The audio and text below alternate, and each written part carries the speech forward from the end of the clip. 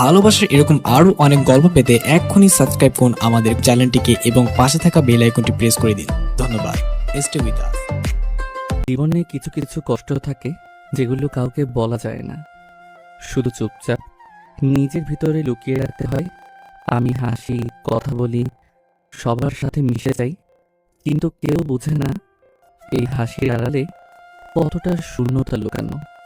কখনো কখনো খুব ইচ্ছে করে কেউ একজন জোর করে বলুক, কি হয়েছে তোমার, এত চুপচাপ কেন?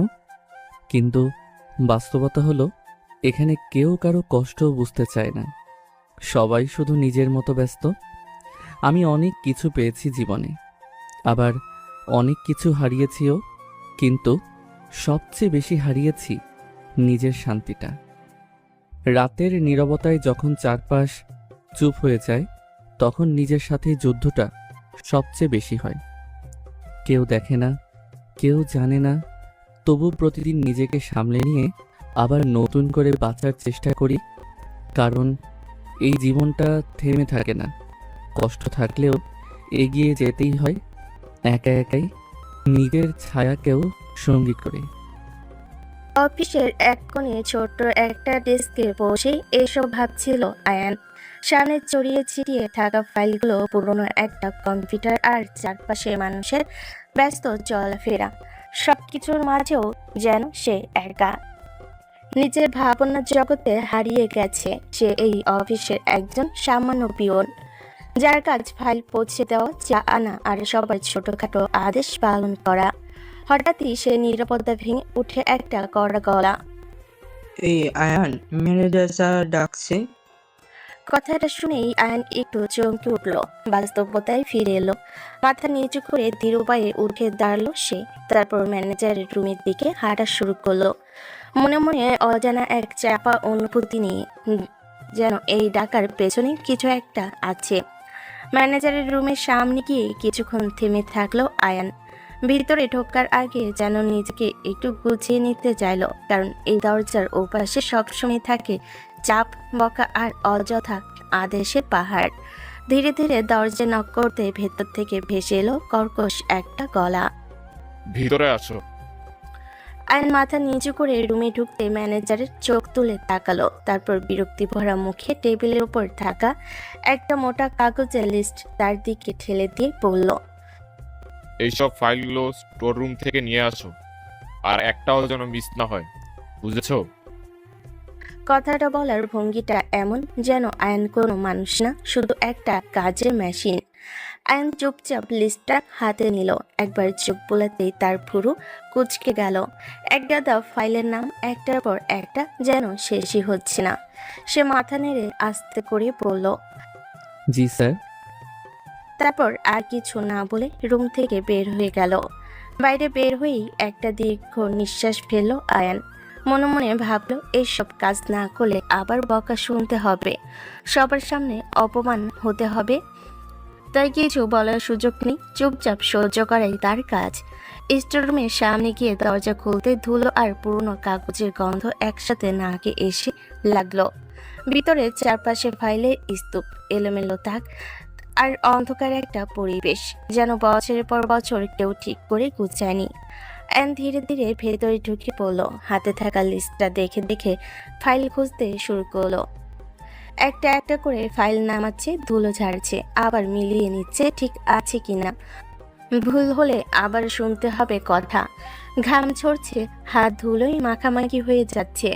তবু সে থামছে না, কারণ থামার সুযোগ নেই তার জীবনে। তার প্রতিটা কাজের পেছনে লুকিয়ে থাকে একটা ভয়, কোথাও ভুল হলেই বকা, অপমান আর সেই চেনা তার ছেলের দৃষ্টি। তাই দাঁত চেপে নিজের ক্লান্তি আর বিরক্তি গিলে ফেলে আয়ন একের পর এক ফাইল জোগাড় করতে লাগলো, যেন এই কাজটাই তার সব, এই ছোট্ট পরিচয়টাই তার পুরো পৃথিবী। স্টোররুমের ধুলো মাখা অন্ধকার থেকে এক গাদা ফাইল বুকে জড়িয়ে ধীরে ধীরে বের হয়ে এলো আয়ান। প্রতিটা ফাইল যেন তার কাঁধের উপর চাপ হয়ে বসেছে, তবু সে থামেনি, থামার সুযোগ নেই তার। ধীর পায়ে হাঁটতে হাঁটতে আবার সেই ম্যানেজারের রুমের সামনে এসে দাঁড়ালো সে। একটু দম নিল, তারপর দরজায় নক করে ভেতরে ঢুকলো। টেবিলের উপর একে একে সব ফাইলগুলো রেখে মাথা নিচু করে দাঁড়িয়ে রইল আয়ান। যেন কোনো ভুল খুঁজে বের করার অপেক্ষায় আছে সামনে বসে থাকা মানুষটা। ম্যানেজার ফাইলগুলোতে একবার চোখ বুলিয়ে ঠোঁট বাঁকিয়ে বলল, ঠিক আছে। তারপর হঠাৎই কাগজ থেকে চোখ না সরিয়ে আরেকটা আদেশ ছুড়ে দিল। আমার জন্য একটা কফি নিয়ে আসো। কথাটা এমন স্বাভাবিক ভঙ্গিতে বলল যেন এটা কোনো অনুরোধ না, বরং একটা অভ্যাস, একটা নিয়ম। আইন আছে মানেই এসব কাজ সে করবেই। আইন এক মুহূর্তের জন্য মাথা তুলে তাকালো, তারপর আবার চোখ নামিয়ে আস্তে করে বলল। জি স্যার। তার গলায় ছিল না কোনো বিরক্তি, না ছিল কোনো প্রতিবাদ, শুধু অভ্যাস হয়ে যাওয়া, চুপচাপ মেনে নেওয়া। রুম থেকে বের হয়ে করিডোর দিয়ে হাঁটতে লাগলো আয়ান। চারপাশে অফিসের লোকজনের ব্যস্ততা, কেউ ফাইল নিয়ে দৌড়াচ্ছে, কেউ ফোনে কথা বলছে। সবকিছুর মাঝেও যেন আলাদা একটা ছায়া। ক্যান্টিনের দিকে যেতে যেতে নিজের হাতের দিকে তাকালো। ধুলো এখনো লেগে আছে, আঙ্গুলের ফাঁকে ফাঁকে ক্লান্তি জমে আছে, তবু সেই হাত দিয়েই তাকে এখন কফি বানাতে হবে। কিছু না বলে, কোনো অভিযোগ না করে চুপচাপ নিজের কাজের দিকে এগিয়ে গেল আয়ান। কারণ সে জানে এই পৃথিবীতে তার অনুভূতি কোনো দাম নেই, এখানে শুধু কাজটাই গুরুত্বপূর্ণ। ক্যান্টিনের সামনে এসে ধীরে ধীরে থামলো আয়ান। চারপাশে লোকজনের আনাগোনা, কেউ চা খাচ্ছে, কেউ গল্পে ব্যস্ত, কিন্তু তার জন্য এই জায়গাটাও যেন শুধু কাজের একটা অংশ, বিশ্রামের না। কফি কাপ বানানোর সময় হঠাৎই পাশ থেকে একটা পরিচিত কণ্ঠ ভেসে এলো। আরে আয়ান ভাই, আপনি সারাদিন এত কাজ করেন, একটু ক্লান্ত হন না নাকি? কথাটাই হালকা হাসির ছোঁয়া ছিল, কিন্তু ভেতরে কোথাও একটা সত্যিকারের কৌতূহল ছিল। আইন একটু থেমে গেল, হাতের কাপে চামচ নেড়ে যেতে কয়েক সেকেন্ড চুপ করে থাকলো, যেন প্রশ্নটার উত্তর খুঁজছে নিচের ভেতরেই। তারপর ধীরে ধীরে মাথা তুলে এক চিলতে মিলান হাসি দিয়ে বলল, ক্লান্ত হয়ে কি লাভ ভাই? ক্লান্তি দেখানোর মতো কেউ তো নাই। একটু থামলো সে, তারপর আবার নিচু গলায় যোগ করলো, কাজ না করলে খাবো কি? এই পেট তো আর কারো দয়া দেখে না। কথাগুলো বলার সময় তার চোখে না ছিল অভিযোগ, না ছিল কষ্টের প্রকাশ, কিন্তু তবুও যেন কথার ফাঁকে ফাঁকে লুকিয়েছিল হাজারটা না বলা গল্প। স্টাফটা কিছুক্ষণ চুপ করে রইল, কি বলবে বুঝে উঠতে পারল না, শুধু তাকিয়ে থাকলো আয়ানের দিকে। আর আয়ান আবার আগের মতোই চুপচাপ কফির কাপটা হাতে নিয়ে সামনে এগিয়ে গেল, যেন এই কথোপকথনটা তার জীবনের কোনো অংশই না, সবকিছুই তার কাছে অভ্যাস হয়ে গেছে। কফির কাপটা হাতে নিয়ে ধীরে ধীরে আবার ম্যানেজারের রুমের দিকে এগিয়ে গেল আয়ান। তার হাঁটার ভঙ্গিতে ছিল এক ধরনের নীরব ক্লান্তি, কিন্তু মুখে সেই চেনা নির্লিপ্ত ভাব, যেন কিছুই তাকে ছুঁতে পারে না। দরজা হালকা নক করে ভিতরে ঢুকতেই ম্যানেজার বিরক্ত মুখে তাকালো। আয়ান কিছু না বলে চুপচাপ কফির কাপটা টেবিলের এক পাশে রেখে দিল। ঠিক তখনই অফিসের বাইরে হঠাৎ একটা অস্বাভাবিক নড়াচড়া শুরু হলো। করিডর জুড়ে ফিসফাস, কেউ সোজা হয়ে দাঁড়িয়ে যাচ্ছে, কেউ দ্রুত নিজের কাজের ভান করছে। পরিবেশটা এক মুহূর্তে বদলে গেল। ম্যানেজার চেয়ার থেকে উঠে দাঁড়িয়ে জানালার দিকে তাকিয়ে বলল, স্যার আসছে মনে হয়। কয়েক সেকেন্ডের মধ্যে দরজার সামনে এসে দাঁড়ালো অফিসের মালিক। তার সাথে ছিল একটা মেয়ে, আত্মবিশ্বাসে ভরা, চোখে মুখে স্পষ্ট অহংকার, যেন এই জায়গাটা তার জন্য খুবই ছোট। মেয়েটার নাম ইরা, মালিকের একমাত্র মেয়ে। তার হাঁটার ভঙ্গি, চোখের দৃষ্টি, সবকিছুতেই একটা রাগী, ঠান্ডা আর অহংকারী ভাব স্পষ্ট, যেন সে কাউকেই তেমন গুরুত্ব দেয় না। মালিক ভেতরে ঢুকতেই সবাই একে একে দাঁড়িয়ে গেল, চারপাশে সম্মানের একটা চাপা পরিবেশ তৈরি হলো। ম্যানেজার তাড়াতাড়ি এগিয়ে গিয়ে সালাম দিল। আসসালামু আলাইকুম স্যার। এরপর এক একে অফিসের সবাই সালাম দিতে লাগলো। আয়নও চুপচাপ সবার পেছনে দাঁড়িয়ে মাথা নিচু করে সালাম দিল, যেন সে এই ভিড়ের মধ্যেও আলাদা করে দেখা না যায়। মালিক চারপাশে একবার তাকিয়ে শান্ত গলায় বলল, এই হচ্ছে আমার মেয়ে ইরা। আজ থেকে ও মাঝে মাঝে অফিসে আসবে, কাজগুলো শিখবে। কথাটা বলার সাথে সাথে সবাই সম্মান দেখিয়ে মাথা নেড়ে অভিবাদন জানালো। আর ইরা সবার দিকে একবার ঠান্ডা চোখে তাকালো, যেন কাউকেই বিশেষ গুরুত্ব দিল না। তার দৃষ্টি গিয়ে 1 সেকেন্ডের জন্য থেমে গেল আয়ানের উপর, কিন্তু আয়ান তখনও মাথা নিচু করে দাঁড়িয়ে নিজের মতোই নির্লিপ্ত, যেন এই নতুন আগমন তার জীবনে কোনো পরিবর্তন আনবে না। কিন্তু ভাগ্য ঠিকই চুপচাপ নিজের খেলা শুরু করে দিয়েছে, যার শুরুটা কেউই এখনো বুঝতে পারেনি। রুমের ভিতরে সেই চাপা গম্ভীর পরিবেশের মাঝেই হঠাৎ ম্যানেজারের চোখ গিয়ে পড়ল আয়নের উপর। সে এখনো এক কোণে চুপচাপ দাঁড়িয়ে আছে, যেন নিজের উপস্থিতিটাই লুকিয়ে রাখতে চাইছে। ম্যানেজার ভুরুকুচকে একটু কড়া গলায় বলে উঠল, এই আয়া, দাঁড়িয়ে আছো কেন? স্যার আর ইরা ম্যামের জন্য তাড়াতাড়ি কফি নিয়ে আসো। কথাটা এমনভাবে বলল যেন আয়ন দেরি করলেই বড় কোনো অপরাধ হয়ে যাবে। আয়ন 1 সেকেন্ডও দেরি করল না, মাথা নিচু করে দ্রুত বলল। জি স্যার। তারপর প্রায় দৌড়ানোর মতো করে রুম থেকে বের হয়ে গেল। করিডর দিয়ে দ্রুত পা চালাতে লাগলো, যেন এই ছোট্ট কাজটাতেই তার পুরো দায়িত্ব, পুরো অস্তিত্ব নির্ভর করছে। ক্যান্টিনে গিয়ে দ্রুত হাতে কফি বানাতে লাগলো সে। চামচের টুংটাং শব্দ, গরম পানি ধোয়া, সবকিছুর মাঝেও তার মনটা অদ্ভুতভাবে শান্ত। আবারও ক্লান্ত। 2টা কাপ সাবধানে হাতে নিয়ে আবারও ফিরে এলো আয়ান। দরজায় নক করে ভেতরে ঢুকে ধীরে ধীরে টেবিলের সামনে গিয়ে এগিয়ে গেল। প্রথমে মালিকের সামনে কাপটা রাখলো, তারপর ইরার সামনে। সবকিছু এতটাই নিখুঁতভাবে করার চেষ্টা যেন কোনো ভুল না হয়। ইরা ধীরে ধীরে কাপটা হাতে তুলে নিল, এক চুমুক দিল, আর ঠিক পরের মুহূর্তেই তার মুখের ভঙ্গি বদলে গেল। ভুরুকুচকে বিরক্তি দিতে ভরে উঠল। এসব কি ফালতু কফি বানিয়েছো? তার কণ্ঠে এমন একটা তাত ছিল, যেন কফিটা না আইনকেই অপমান করা হচ্ছে। রুমের ভেতর মুহূর্তে একটা অস্বস্তিকর নীরবতা নেমে এলো। ইরা আবার ঠান্ডা গলেই বলল, ভালো করে বানিয়ে আনো, এটা আমি খেতে পারবো না। আইন এক মুহূর্তের জন্য চুপ করে দাঁড়িয়ে রইল, চোখ নিচু, মুখে কোনো প্রতিক্রিয়া নেই। রাগ না, অপমানের প্রকাশ, যেন এইসব কথা তার জন্য নতুন কিছু না। তারপর আস্তে করে বলল, জি ম্যাম। কাপটা তুলে নিয়ে আবার ঘুরে দাঁড়ালো সে। ধীরে ধীরে রুম থেকে বের হয়ে গেল। তার পায়ের শব্দ করিডোরে মিলিয়ে যেতে লাগলো, আর তার সাথে মিলিয়ে গেল তার নীরব সহ্য করার অভ্যাসটা, যেটা প্রতিদিন একটু একটু করে তাকে আরো নিঃশব্দ, আরো গভীর করে তুলছে। রুম থেকে বের হয়ে করিডোরে ধীরে ধীরে হাঁটতে লাগলো আয়ান। হাতে ধরা কফির কাপটা তখনও গরম, কিন্তু তার ভেতরের অনুভূতিগুলো যেন অনেক আগেই ঠান্ডা হয়ে গেছে।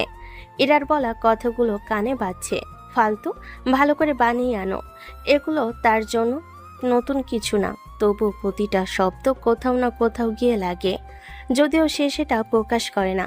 ক্যান্টিনের দিকে এগোতেই হঠাৎ তার পকেটের ভিতর ফোনটা হঠাৎ কেঁপে উঠল। একটা মেসেজ এসেছে। আয়ন থেমে গেল, চারপাশে একবার তাকিয়ে নিশ্চিত হলো কেউ খেয়াল করছে না। তারপর ধীরে ধীরে ফোনটা বের করলো। স্ক্রিনে ভেসে উঠল একটা ছোট্ট মেসেজ। সতর্ক থাকুক, আজকে কিছু একটা হতে পারে। মেসেজটা পড়তেই তার চোখের দৃষ্টি এক মুহূর্তে বদলে গেল। যে চোখ এতক্ষণ নিস্তেজ ছিল, সেখানে হঠাৎ করে একটা তীক্ষ্ণতা ফুটে উঠল। ঠিক তখনই ফোনটা আবার বেজে উঠল। স্ক্রিনে ভেসে উঠল গার্ড কলিং।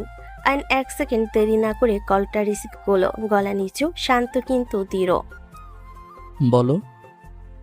বস, আজকে খবর এসেছে আপনাদের মালিকের উপর হামলা হতে পারে। লোকজন মুভ করছে ইতিমধ্যে।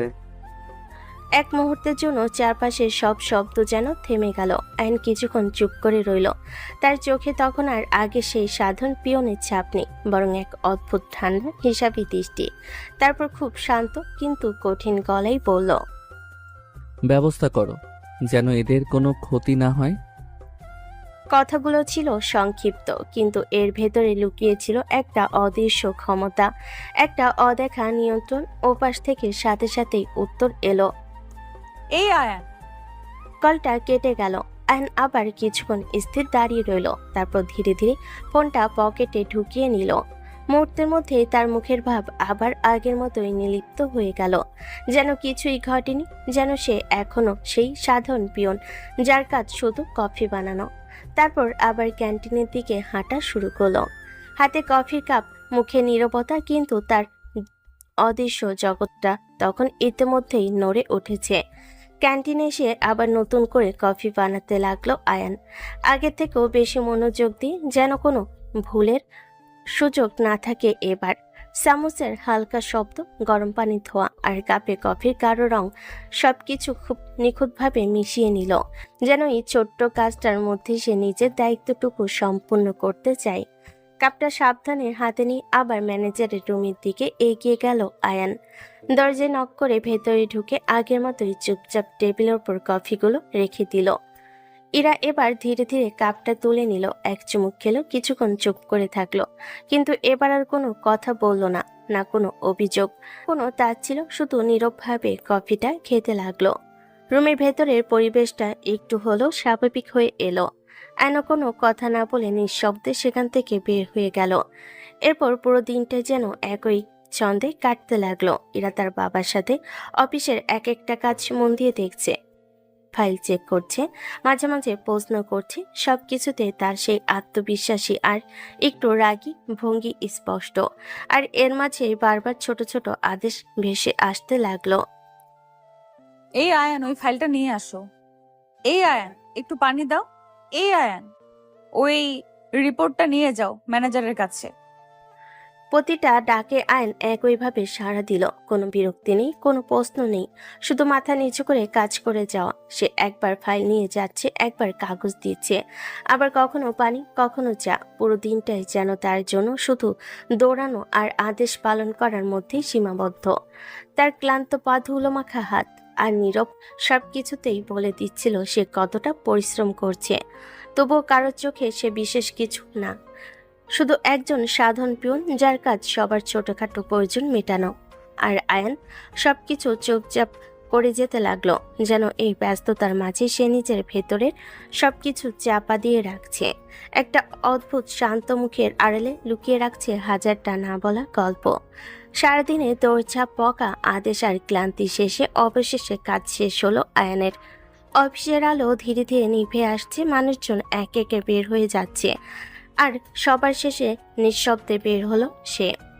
করিডোর দিয়ে হাঁটতে হাঁটতে একবারও পেছনে তাকালো না, যেন এই জায়গাটা তার জন্য শুধু দায়িত্ব, কোনো অনুভূতি নেই এখানে। বাইরে ঠান্ডা হাওয়া গায়ে লাগতে একটা দীর্ঘ নিঃশ্বাস ফেললো আয়ান। তারপর ধীর পায়ে নিজের বাসার দিকে হাঁটা শুরু করলো। ছোট্ট একটা বাসা, খুব সাধারণ, খুব নিঃশব্দ, যেখানে তার ফিরে আসার জন্য কেউ অপেক্ষা করে না, কেউ দরজা খুলে দেয় না। দরজা খুলে ভেতরে ঢুকতে একটা শূন্যতা তাকে ঘিরে ধরলো, যেন পুরো ঘরটাই তার একাকিত্বের সাক্ষী। ব্যাগটা এক পাশে রেখে ধীরে ধীরে হাত মুখ ধুয়ে নিল আয়ান। তারপর রান্নাঘরের দিকে গিয়ে চুপচাপ রান্না করতে লাগলো। চুলায় আগুন চলছে, পাতিলে কিছু ফুটছে। এই ছোট ছোট শব্দগুলোই যেন তার জীবনের একমাত্র সঙ্গী। ঠিক তখনই হঠাৎ তার ফোনটা বেজে উঠলো। নিস্তব্ধ ঘরের ভেতর শব্দটা কেমন যেন আলাদা করে কানে লাগলো। হাত মুছে ফোনটা তুলে নিল। স্ক্রিনে ভেসে উঠল মা। এক মুহূর্তের জন্য তার চোখে এক অদ্ভুত নরমতা ফুটে উঠল। তারপর কলটা রিসিভ করলো। হ্যালো মা। ও পাশ থেকে ভেসে এলো কাঁপা কাঁপা অভিমান মেশানো কণ্ঠ। বাবা, তুই বাড়িতে আসিস না কেন রে? তোর জন্য মনটা কেমন করে জানিস? একটু থেমে আবার বলল, কতদিন এভাবে দূরে থাকবি? এইভাবে কি থাকা যায়? তার কণ্ঠে ছিল অভিযোগ, ভালোবাসা আর না বলা কষ্টের মিশ্রণ। তারপর আরো নরম কিন্তু গভীর একটা কথা বলল, রাজপ্রাসাদ ছেড়ে কুড়ে ঘরে কি সুখ পাস বলতো? কথাটা শুনে আইন কয়েক সেকেন্ড চুপ করে রইল। তার চোখের দৃষ্টি ধীরে ধীরে গভীর হয়ে উঠল, যেন এই একটা প্রশ্নই তার ভিতরে সবকিছু নাড়িয়ে দিল। চুলার আগুন তখনও জ্বলছে, কিন্তু আইন যেন অন্য কোথাও হারিয়ে গেছে, একটা প্রশ্নের ভেতরে, একটা অতীতের ভেতরে, যেটা সে চাইলেও এড়িয়ে যেতে পারে না। মায়ের কথাগুলো শোনার পর কিছুক্ষণ একদম চুপ হয়ে রইল আয়ান, যেন শব্দ খুঁজে পাচ্ছে না, কিংবা খুঁজে বলতে চাইছে না। চোখটা একটু নিচুর দিকে নামিয়ে নিল সে, ঠোঁট নাড়ালো ধীরে ধীরে। আসবো মা, কাজ শেষ হলেই আসবো। তার গলায় ছিল শান্ত একটা ভরসা, কিন্তু কোথাও যেন লুকিয়ে ছিল অদৃশ্য এক দূরত্ব। ওপাশ থেকে আবারও মায়ের কণ্ঠ ভেসে এলো, এবারে একটু বেশি ভাঙ্গা। তোর বাবা কি একা সব সামলাতে পারে বাবা? সবকিছু তো আর তোর বাবার পক্ষে সম্ভব না। তুই না থাকলে ঘরটা কেমন ফাঁকা লাগে জানিস? কথাগুলো যেন সরাসরি গিয়ে লাগলো আয়ানের বুকের ভেতর। তো বসে নিজেকে সামলে নিল, নিজের কণ্ঠটাকে স্বাভাবিক রাখার চেষ্টা করলো। চিন্তা কর না মা, আমি মাঝে মাঝে যাব, তবে কাজ না শেষ হলে একেবারে গিয়ে থাকতে পারবো না। একটু সময় দাও আমাকে, সব ঠিক হয়ে যাবে।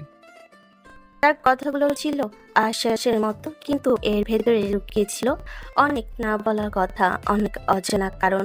মা কিছুক্ষণ চুপ করে রইল, তারপর নরম গলায় বলল। অ্যান হালকা করে চোখ বন্ধ করলো, তারপর আস্তে করে বলল। ঠিক আছে মা, তুমি দোয়া করো আমার জন্য।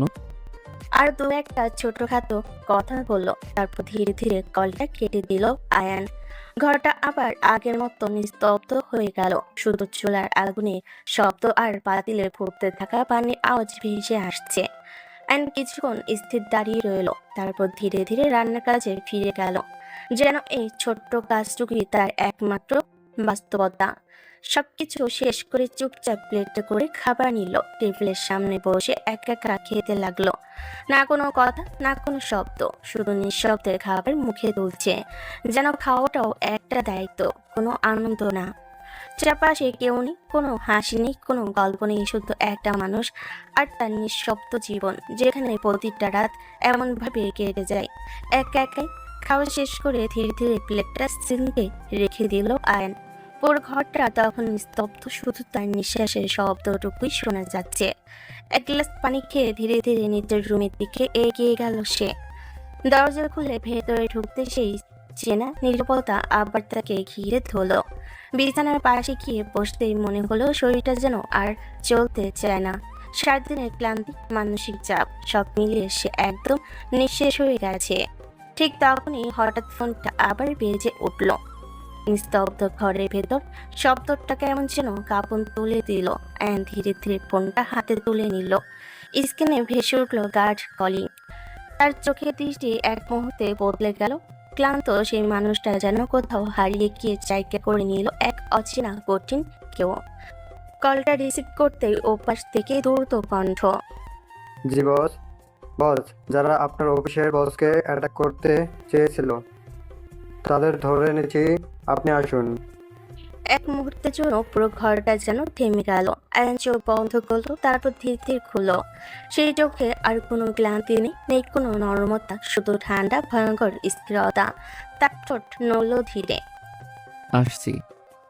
একটা শব্দ, কিন্তু এর ভেতরে লুকিয়ে ছিল আদেশ, সিদ্ধান্ত আর নিয়ন্ত্রণ। কলটা কেটে দিতেই আইন উঠে দাঁড়ালো, আলমারির দিকে এগিয়ে গেল ধীরে ধীরে। একটা সাধারণ পিয়নের শার্ট খুলে ফেল, আর তার জায়গায় পড়ল সম্পূর্ণ ভিন্ন এক রূপ। কালো পোশাক, গম্ভীর উপস্থিতি, আর চোখে সেই অচেনা আগুন। মুহূর্তের মধ্যেই বদলে গেল সবকিছু। এই সেই আয়ন না, যে সারাদিন অপমান সহ্য করে চুপচাপ কাজ করে। এটা সেই মানুষ যার এক কথাই জীবন মৃত্যুর হিসাব বদলে যায়। দরজা খুলে বাইরে বের হয়ে গেল সে।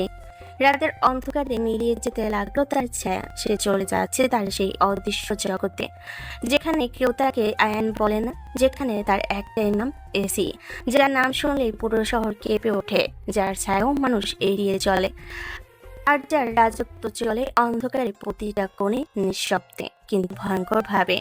রাতের অন্ধকারে বাড়ির দরজা পেরিয়ে বাইরে বের হতেই চারপাশটা যেন অন্যরকম লাগলো। নিস্তব্ধ রাস্তা, দূরে হালকা আলো, আর তার মাঝখানে দাঁড়িয়ে থাকা একটা কালো গাড়ি যেন অপেক্ষা করছিল শুধু তার জন্যই। অ্যান ধীরে ধীরে গাড়ির দিকে এগিয়ে গেল। তার হাঁটার ভঙ্গিতে আর সেই ক্লান্তি নেই, বরং আছে এক ধরনের ভয়ঙ্কর স্থিরতা। গাড়ি কাছে পৌঁছাতে ড্রাইভার দ্রুত নেমে এসে মাথা নিচু করে সালাম দিল। আসসালামু আলাইকুম বস। তারপর সম্মান দেখিয়ে দরজাটা খুলে দিল। আয়ন কোনো উত্তর দিল না, শুধু একবার তাকালো, তারপর চুপচাপ গাড়ির ভেতরে বসে পড়ল। দরজা বন্ধ হতেই গাড়ি ধীরে ধীরে চলতে শুরু করলো। শহরের আলো পেছনে পড়ে থাকতে লাগলো, আর সামনে এগোতে লাগলো এক অজানা অন্ধকারের দিকে। গাড়ির ভেতরে পুরোটা সময় আয়ন চুপচাপ বসে রইল, চোখের দৃষ্টি জানালার বাইরে। কিন্তু তার চিন্তাগুলো অনেক গভীরে, যেখানে কোনো দয়া নেই, কোনো দুর্বলতা নেই। কিছুক্ষণ পর গাড়িটা এসে থামলো একটা নির্জন জায়গায়। বাড়ি থেকে সাধারণ মনে হলো, ভেতরে লুকিয়ে আছে এক ভয়ঙ্কর বাস্তবতা। গাড়ি থেকে নামতেই চারপাশে দাঁড়িয়ে থাকা লোকজন একসাথে মাথা নিচু করে সালাম দিল। আসসালামু আলাইকুম স্যার। আয়ন ধীরে ধীরে সামনে এগিয়ে গেল। তার উপস্থিতিতেও চারপাশে একটা চাপা ভয় ছড়িয়ে পড়ল। একটা রুমে দরজা খুলে দেওয়া হলো। ভিতরে কয়েকজন লোক বাধা অবস্থায় বসে আছে, মুখে আতঙ্ক স্পষ্ট।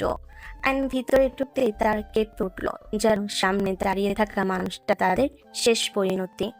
আয়ন কিছুক্ষণ চুপ করে তাদের দিকে তাকিয়ে রইল। সেই দৃষ্টি এতটাই ঠান্ডা যেন তাদের অস্তিত্বটাই তার কাছে কিছু না। তারপর ধীরে ধীরে এগিয়ে গিয়ে একজনের সামনে দাঁড়ালো। কোনো কথা না বলে হঠাৎই একটা জোরালো ঘুষি মারলো। লোকটা মাটিতে পড়ে গেল। আয়নের গলা ঠান্ডা কিন্তু ভয়ঙ্কর।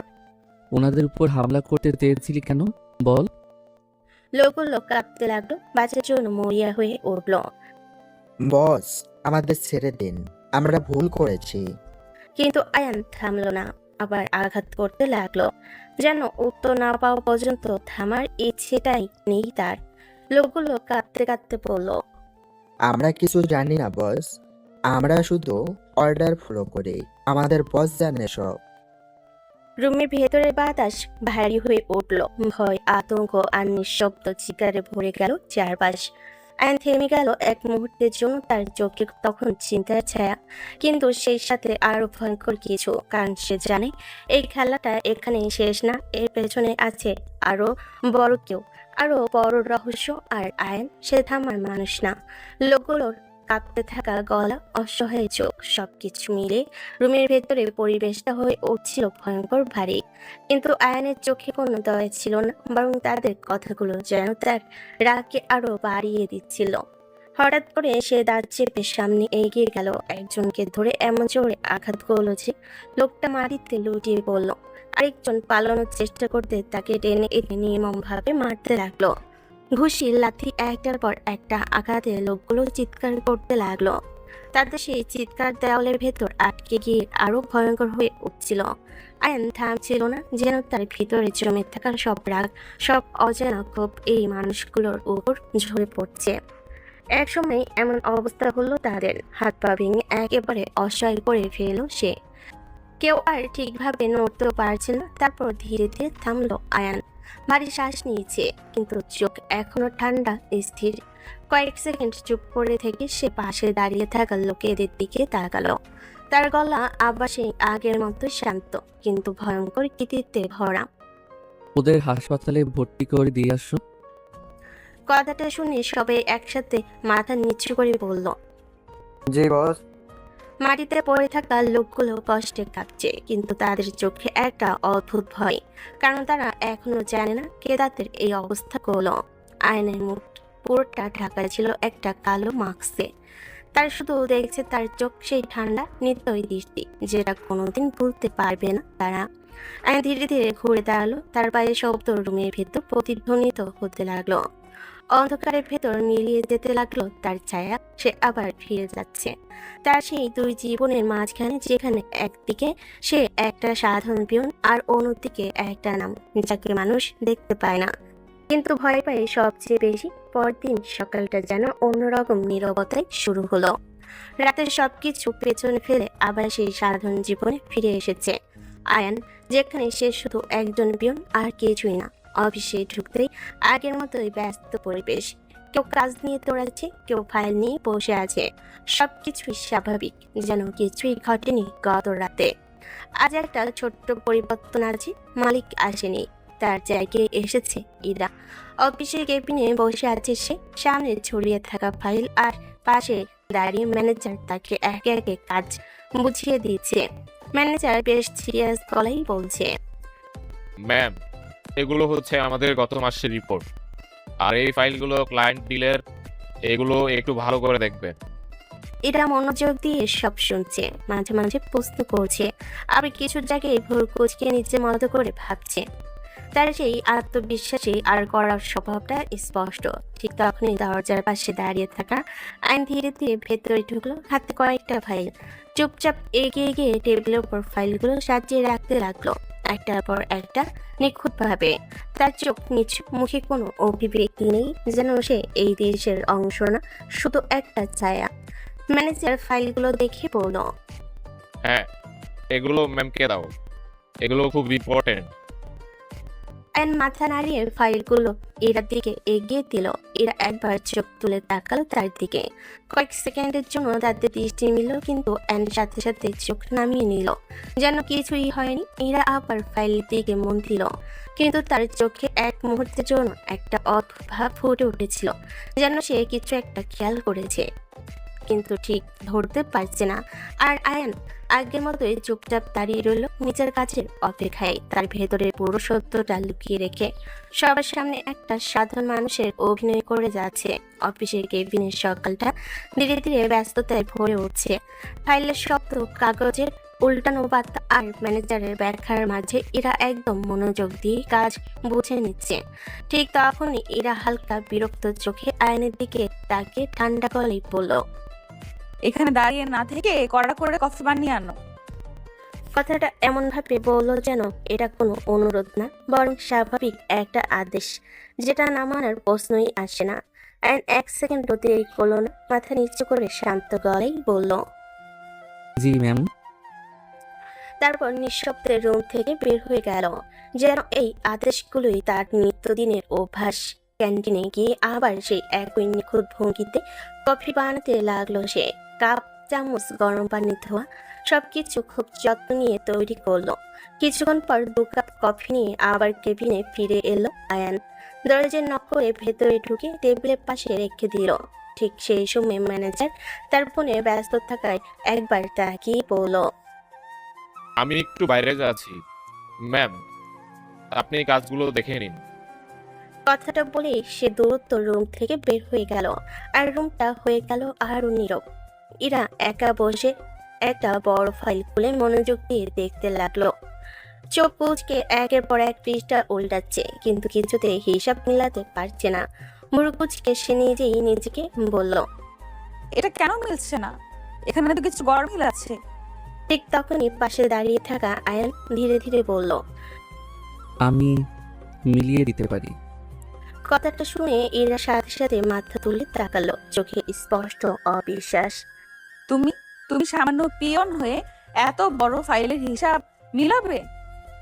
তার কণ্ঠে ছিল ছিল, যেন সে আগে ধরে নিয়েছে এটা অসম্ভব।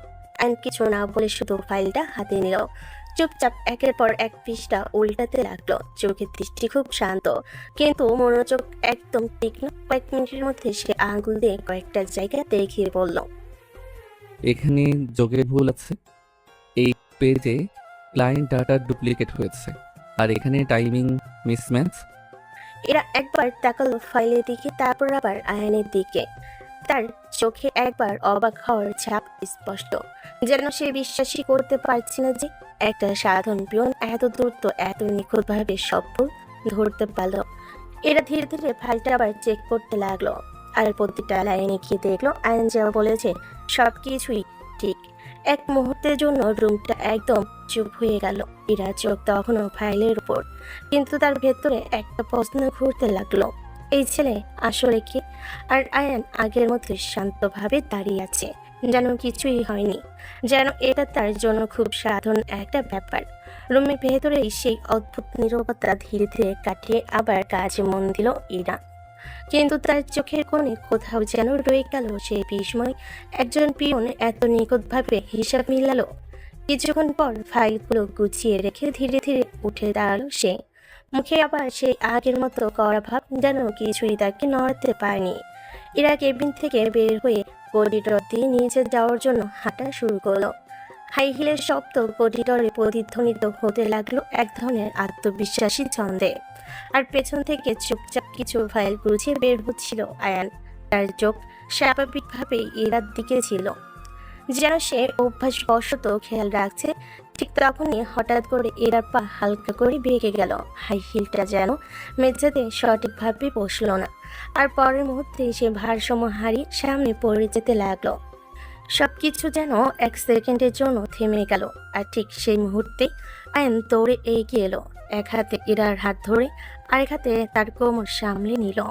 এরা পুরোটা ভর দিয়ে পড়ে গেল আয়নের গায়ের উপর। একটা অদ্ভুত নীরবতা চারপাশে ছড়িয়ে পড়ল। তাদের দুজনের মুখ খুব কাছাকাছি, নিঃশ্বাসের উষ্ণতা একে অপরের গায়ে লাগছে। সময়টা যেন থেমে গেছে কয়েক সেকেন্ডের জন্য। এরা চোখে বিস্ময় স্পষ্ট।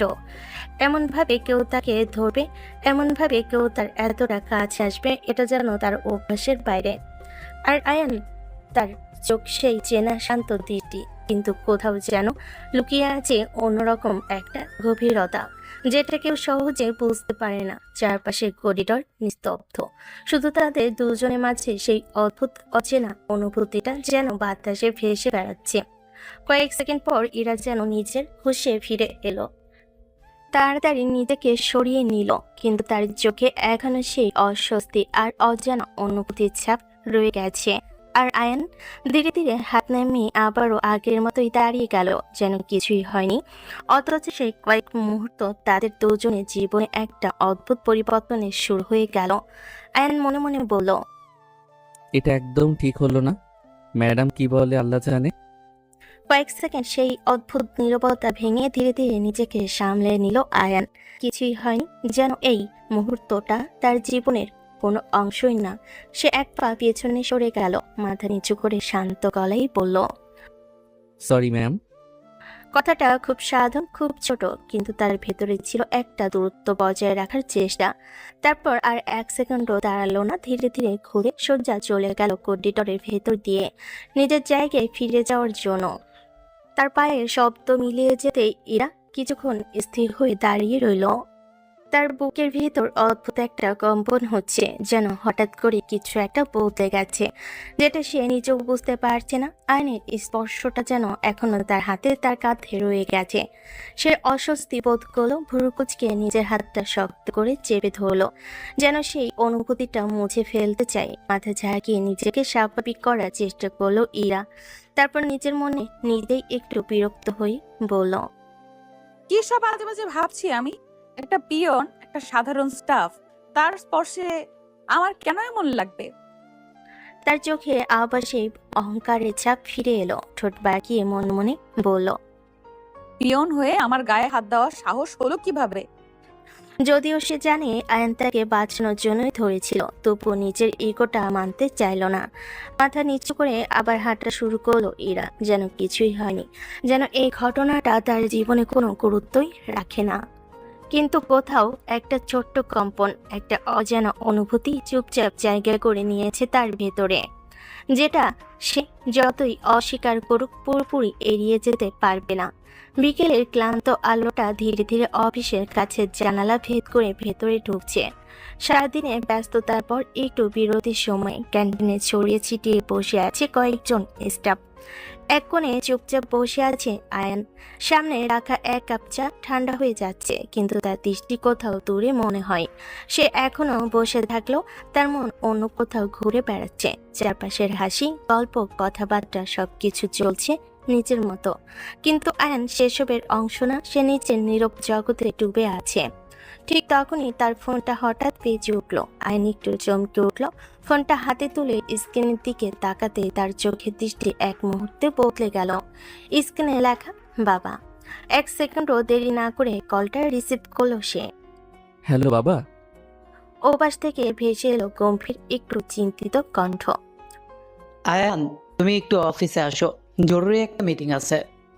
আমি এটা সামলাতে পারবো না, তোমাকে দরকার। কথাগুলো কানে শুনে আয়ন কয়েক সেকেন্ড চুপ করে রইল। তার চোখে তখন চিন্তার ছাপ, কিন্তু সাথে সাথে একটা সিদ্ধান্ত যেন তৈরি হয়ে গেল। আয়ন শান্ত গলায় বলল, আচ্ছা আসছি। কলটা কেটে দিতেই আর এক মুহূর্ত বসে থাকলো না সে। তাড়াতাড়ি উঠে দাঁড়ালো, চেয়ারটা একটু সরিয়ে দ্রুত পায়ে ক্যান্টিন থেকে বের হয়ে গেল। তার হাঁটার ভঙ্গিতে ছিল তাড়াহুড়ো, যেন এই মুহূর্তে তার অন্য একটা পরিচয় তাকে ডাকছে। করিডর দিয়ে দ্রুত বের হয়ে গেল আয়ান। কোনো অনুমতি না, কোনো ছুটি না, শুধু চলে গেল নিঃশব্দে। ঠিক সেই সময় দূর থেকে এই দৃশ্যটা চোখে এলো ইরান। সে একটু থেমে তাকিয়ে রইল, ভুরু কুচকে গেল হালকা করে। এই পিয়নটা এখন কোথায় গেল, তাও আবার ছুটি নিয়ে? সে কিছুক্ষণ দাঁড়িয়ে রইল, তারপর ঠোঁট বাঁকিয়ে মাথা ঘুরিয়ে নিল, যেন এই ব্যাপারটা তার ভালো লাগেনি। কিন্তু কোথাও একটা ছোট্ট কৌতূহল জন্ম নিল, এই ছেলেটা হঠাৎ এমন তাড়াহুড়ো করে কোথায় গেল। আর আয়ান, সে ইতিমধ্যে বের হয়ে গেছে তার সেই অন্য জগতে ফিরে যাওয়ার জন্য, যেটা এই অফিসের কেউ কল্পনা করতে পারে না। অফিস থেকে বের হয়ে দূরত্ব পায়ে বাইরে এসে দাঁড়ালো আয়ান। তার মুখে এখনো সেই সাধারণ নির্লিপ্ত ভাবটা, যেটা সবাই দেখে, সবাই বিশ্বাস করে। কিন্তু বাইরে দাঁড়িয়ে থাকা কালো গাড়িটার দরজা খুলতেই যেন বদলে গেল সবকিছু। ড্রাইভার দূরত্ব নেমে এসে মাথা নিচু করে দরজা খুলে দিল। আসসালামু আলাইকুম স্যার। আইন কোনো উত্তর না দিয়ে চুপচাপ গাড়ির ভিতর বসে পড়ল। দরজা বন্ধ হতে বাইরের পৃথিবীটা যেন তার থেকে আলাদা হয়ে গেল। গাড়ির ভিতরটা একদম আলাদা, নরম আলো, নিঃশব্দ পরিবেশ, যেন এটা একটা চলমান গোপন জগৎ। আয়ান ধীরে ধীরে নিজের শার্টের বোতাম খুলতে লাগলো। সেই সাধারণ পিয়নের পোশাকটা এক একে খুলে ফেললো, যেটা তার ছদ্মবেশ ছাড়া আর কিছুই না। তারপর পাশে রাখা ব্যাগ থেকে বের করলো একদম দামি পরিপাটি একটা ড্রেস, নিখুঁত কাটিং, গাঢ় রং, যেটা তার আসল পরিচয়ের সাথে মানানসই। গাড়ির ভেতরেই খুব শান্তভাবে সেই পোশাকটা পরে নিল সে, যেন এটা তার প্রতিদিনের অভ্যাস। এরপর ধীরে ধীরে একটা কালো মাস্ক হাতে নিল।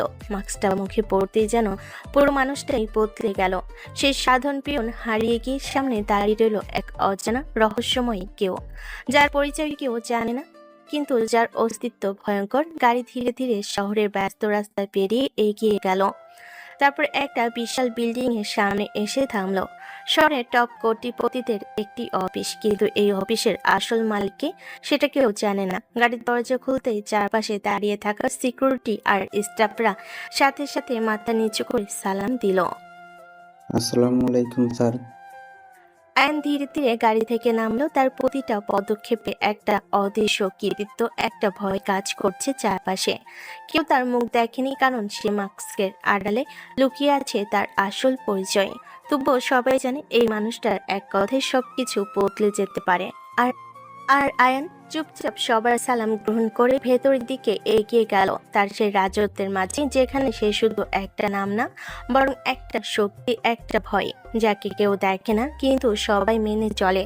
বিল্ডিং এর ভেতরে করিডোর পেরিয়ে ধীরে ধীরে মিটিং রুমের সামনে এসে দাঁড়ালো আয়ান। দরজার সামনে দাঁড়িয়ে এক মুহূর্ত থামলো সে, যেন নিজের ভেতরে দুইটা পরিচয়কে আবার আলাদা করে নিচ্ছে।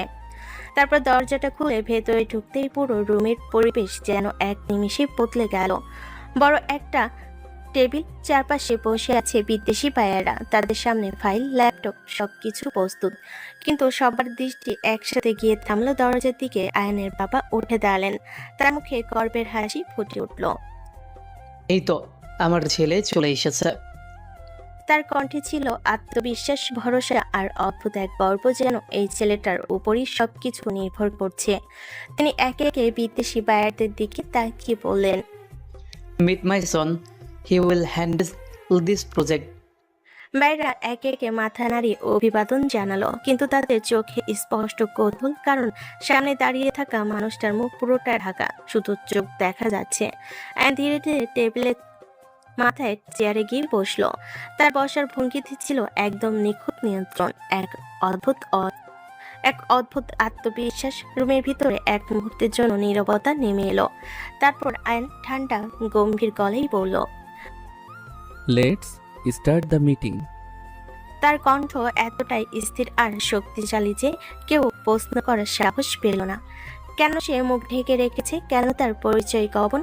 মিটিং শুরু হলো, একটার পর একটা প্রেজেন্টেশন, ডাটা এনালাইসিস, ডিলের শর্ত, সবকিছু এত নিখুঁতভাবে হ্যান্ডেল করতে লাগলো আয়ান, যেন সে এই জগতেরই অংশ। তার কথায় ছিল স্পষ্টতা, তার সিদ্ধান্তে ছিল দৃঢ়তা। বিদেশি পায়েরা একে অপরের দিকে তাকাতে লাগলো, তাদের চোখে ধীরে ধীরে সম্মান ফুটে উঠলো। কেউ তার মুখ দেখেনি, কেউ জানে না এই মানুষটা আসলে কে, তবুও সবাই বুঝে গেল এই মাস্কের আড়ালে লুকিয়ে আছে এমন কেউ, যার ক্ষমতা আর বুদ্ধি দুটোই ভয়ঙ্করভাবে শক্তিশালী। আর আয়ান চুপচাপ নিজে থেকে বসে সবকিছু নিয়ন্ত্রণ করতে লাগলো, একটা অদৃশ্য পরিচয় নিয়ে, যেটা সবাই মানে কিন্তু কেউ জানতে পারে না।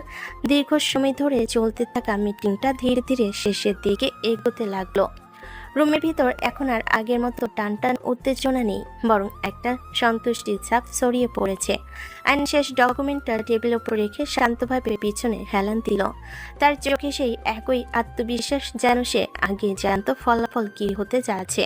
কয়েক সেকেন্ডের নীরবতার পর হঠাৎই একজন বিদেশি ভাইয়ের হাত তালি দিয়ে বলে উঠল, Impressive, really impressive. We did expect this level of clarity. Your presentation is perfect. Everything is well stated. We are satisfied. তাদের কণ্ঠে স্পষ্ট প্রশংসা আর চোখে ফুটে উঠেছে সম্মান। আইন চুপচাপ তাদের কথা শুনছিল, কোনো বাড়তি প্রতিক্রিয়া নেই, শুধু হালকা মাথা নাড়িয়ে গ্রহণ করলো সবকিছু। দ্বিতীয় একজন বায়ার এবার সরাসরি বলল, We'll be in touch soon. কথাটা শোনার সাথে সাথে রুমের ভেতরের পরিবেশ যেন আরো উজ্জ্বল হয়ে উঠল। আয়নের বাবা একপাশে দাঁড়িয়েছিলেন, তার চোখে তখন গর্বের ছাপ স্পষ্ট। তিনি যেন জানতেন এই ছেলেটা কখনো তাকে নিরাশ করবে না। আরেকজন বায়ার ফাইলটা সামনে টেনে নিয়ে বলল, Let's finalize the agreement. We trust your company. এই কথাগুলো যেন পুরো মিটিং এর সাফল্যকে এক লাইনে প্রকাশ করে দিল। আইন ধীরে ধীরে সামনে ঝুঁকলো, তার কণ্ঠে আগের মতোই ঠান্ডা, কিন্তু এবার তাতে ছিল একটুখানি দৃঢ় সন্তুষ্টি। Then let's make it official. সবাই এক একে মাথা নাড়ালো। ডিলটা ফাইনাল হয়ে গেল। একটা সফল চুক্তি, একটা বড় অর্জন। কিন্তু পুরো সময় জুড়ে একটা জিনিস একই রয়ে গেল। কেউ আয়নের মুখ দেখেনি, তবু তার কথা, তার সিদ্ধান্ত, তার উপস্থিতি সবকিছু এমন ছিল যাতে কেউ আর প্রশ্ন করার সাহস পায়নি।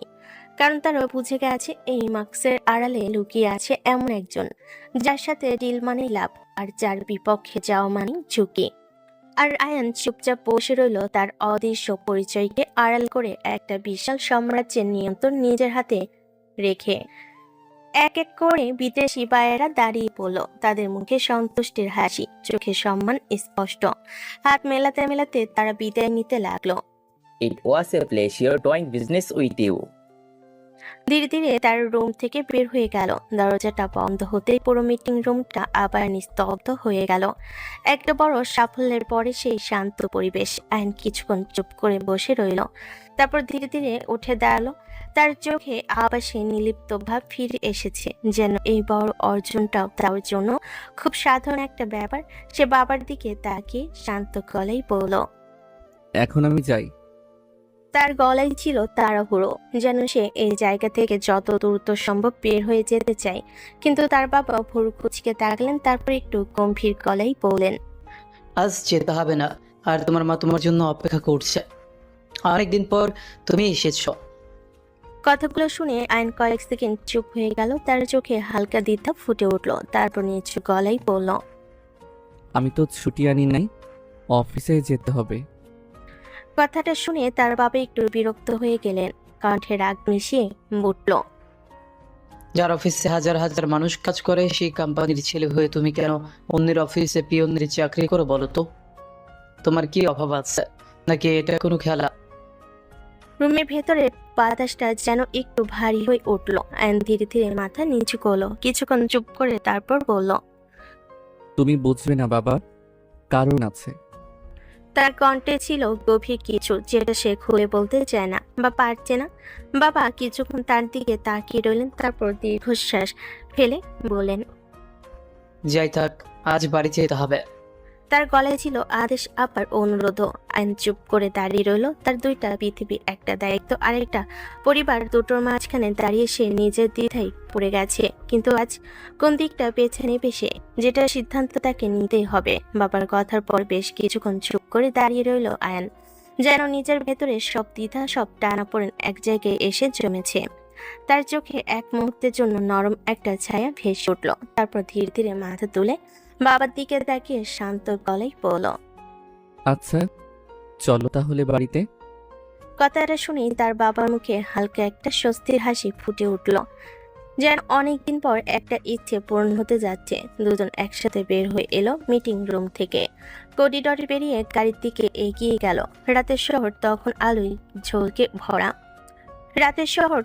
আলোর ঝলকে ভরা, কিন্তু সেই আলো পেরিয়ে গাড়িটা ধীরে ধীরে চলে গেল এক বিশাল বাড়ির সামনে। একটা প্রাসাদের মতো বাড়ি, যেখানে প্রতিটা জিনিসে ফুটে ওঠে ঐশ্বর্য আর আভিজাত্য। গাড়ি থামতেই গেট খুলে গেল, ভেতরে ঢুকলো তারা। আয়ন গাড়ি থেকে নামতেই কয়েকজন স্টাফ সম্মান দেখিয়ে মাথা নিচু করলো, কিন্তু আয়নের চোখ তখন শুধু একটার দিকে। বাড়ির ভেতর দরজা খুলে ভেতরে ঢুকতেই হঠাৎ করে সামনে থেকে দৌড়ে এসে তাকে জড়িয়ে ধরলো তার মা। আয়ান, তার কণ্ঠে এমন একটা আনন্দ, এমন একটা আবেগ, যেন অনেক দিনে জমে থাকা ভালোবাসা একসাথে বের হয়ে এলো।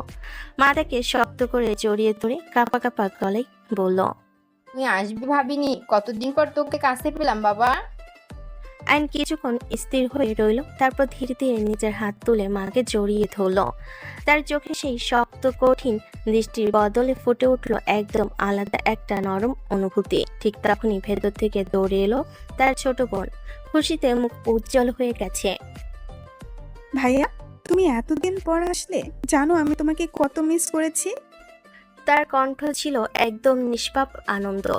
আয়ান হালকা করে হাসলো, সেই হাসিটা একদম আলাদা, যেটা কেউ কখনো অফিসে দেখে না, তার সেই অন্য জীবনে দেখে না। এই বাড়িটা, এই মানুষগুলোই, এইগুলোই তার আসল শান্তি, তার আসল অনুভূতি।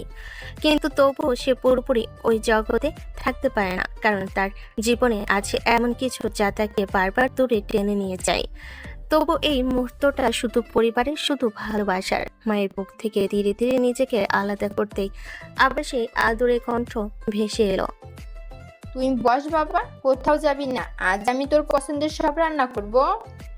কথাগুলো বলার সময় তার চোখে ছিল অদ্ভুত এক আনন্দ, যেন বহুদিন পর নিজের ছেলেকে সামনে পেয়ে তিনি আবার বাঁচতে শুরু করেছেন। আইন কিছু বলতে গিয়েও থেমে গেল, শুধু হালকা মাথা নাড়িয়ে সোফায় গিয়ে বসলো। এই বাড়িতে আরাম, এই ভালোবাসা, সবকিছুই তার কাছে একদম অন্যরকম।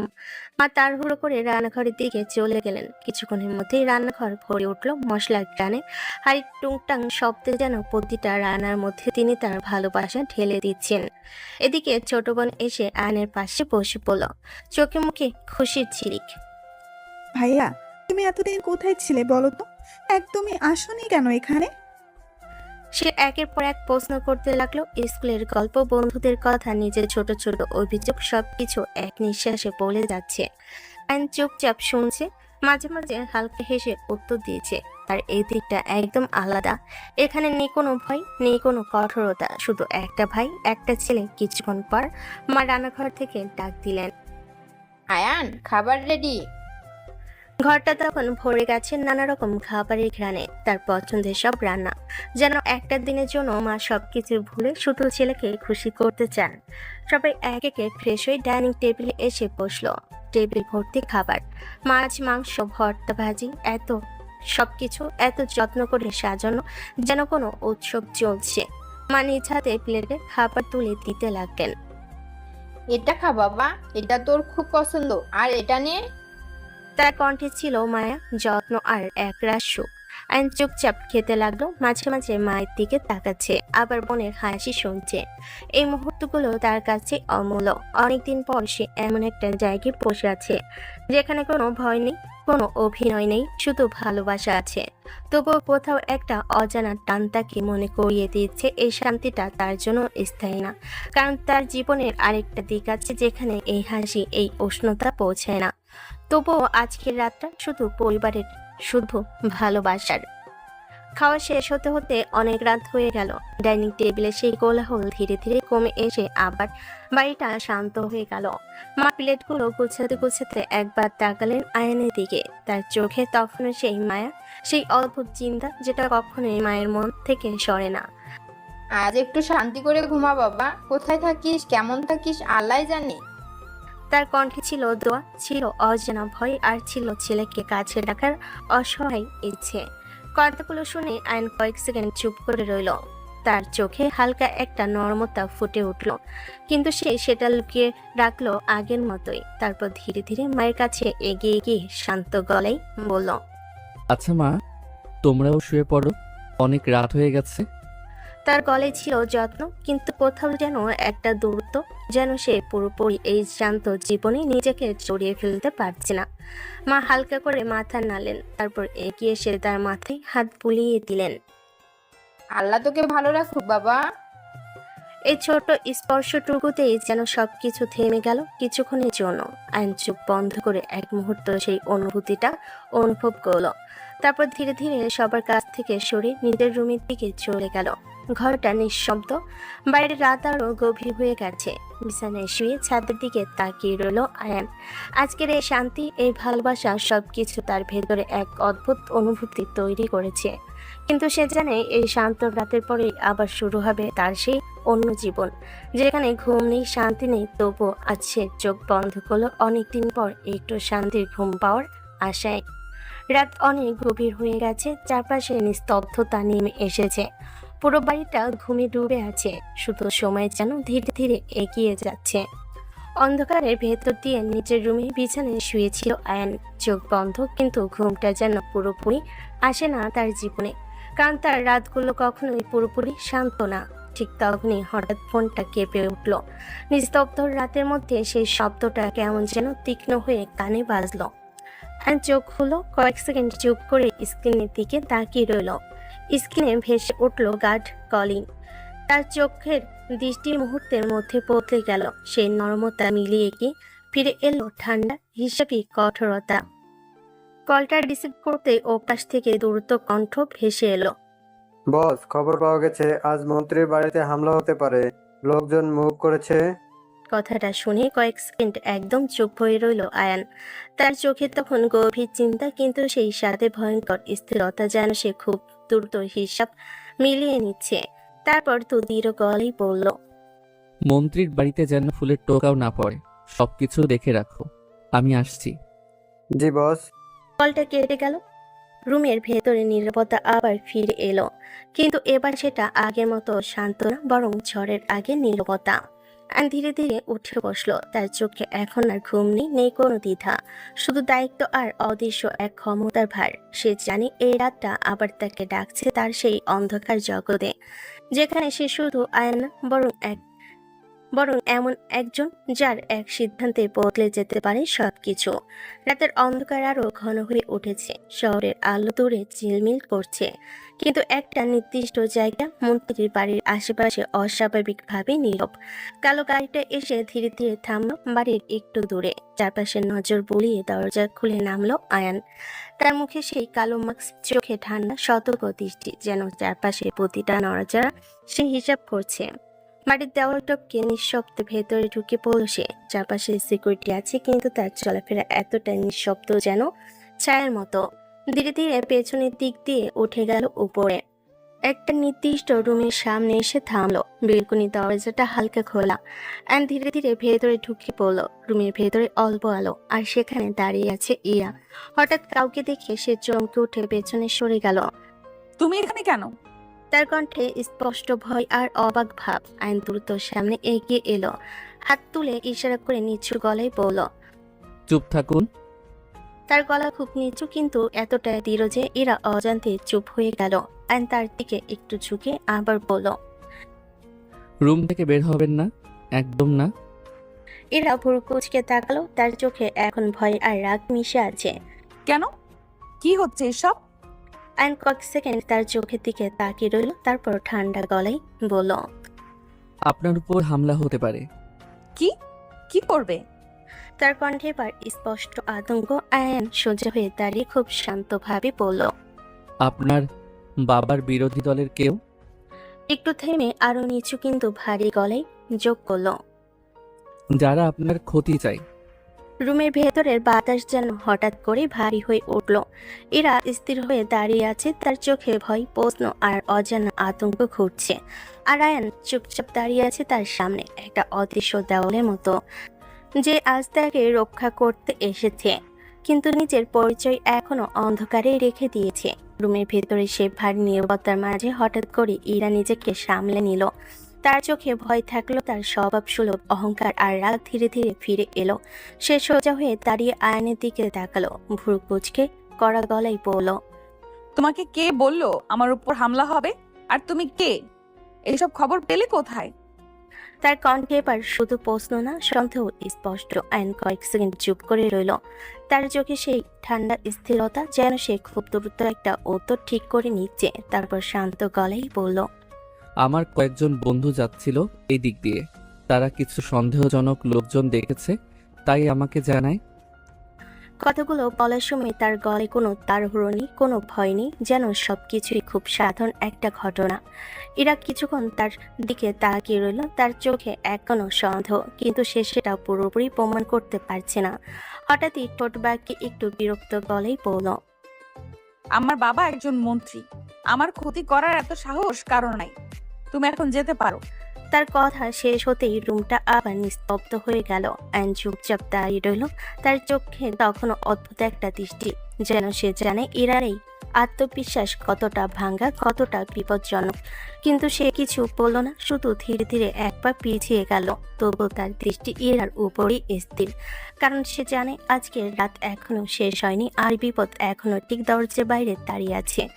ইরার কথা শেষ হতেই হঠাৎ করে বাইরে থেকে একটা তীব্র শব্দ ভেসে এলো, ঠাস। গুলির শব্দ, পুরো বাড়িটা যেন কেঁপে উঠল সেই শব্দে। ইরা হঠাৎই আটকে উঠে পেছনে সরে গেল, তার চোখ বড় বড় হয়ে গেছে, মুখে স্পষ্ট ভয়ে। এটা কি? তার কণ্ঠ কাঁপছে, শরীরটাও কাঁপতে শুরু করেছে অজান্তে। আইন এক সেকেন্ড দেরি করলো না, দ্রুত এগিয়ে এসে তার হাতটা ধরে কাছে টেনে নিল। ভয় পাবেন না।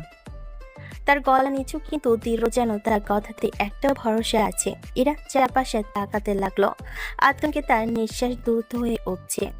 এসব কি হচ্ছে? কিছু হবে না, শান্ত থাকুন। তার চোখে কোনো ভয় নেই, বরং এক অদ্ভুত আত্মবিশ্বাস, যেটা ইরাকে অজান্তে একটু স্থির করে দিল।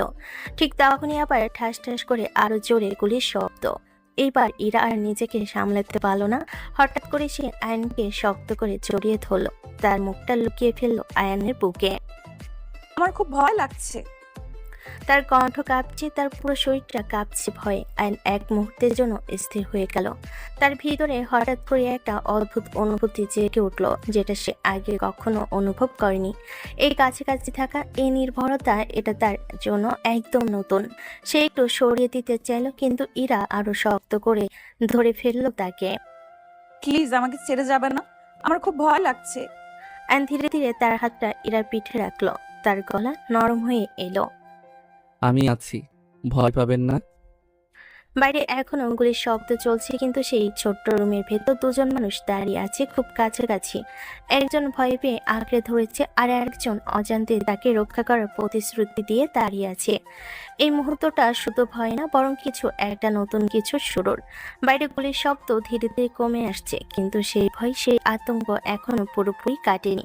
এরা এখনো শক্ত করে ধরে আছে আয়নকে, যেন ছেড়ে দিলেই আবার কিছু একটা হয়ে যাবে। ঠিক তখনই হঠাৎ দরজায় জোরে নক পড়ল, ঠক ঠক। তার সাথে ভেসে এলো চিন্তিত একটা কণ্ঠ।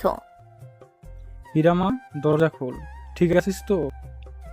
ভয় পাস না, বাইরে কিছু গুন্ডা আক্রমণ করেছিল, কিন্তু হঠাৎ করে কিছু লোক এসে তাদের তুলে নিয়ে গেছে, এখন সব ঠিক আছে। কথাগুলো শুনে ইরা যেন একটু হুঁশে ফিরে এলো। সে ধীরে ধীরে আয়নকে ছেড়ে দিল। তার চোখে এখনো ভয়, কিন্তু সাথে সাথে একটা অস্বস্তির কারণও সে বুঝতে পারছে। সে কতটা কাছাকাছি চলে গিয়েছিল। আয়ন এক পা পেছনে সরে দাঁড়ালো, আবার সে নির্লিপ্ত দূরত্ব বজায় রাখা মানুষ হয়ে গেল।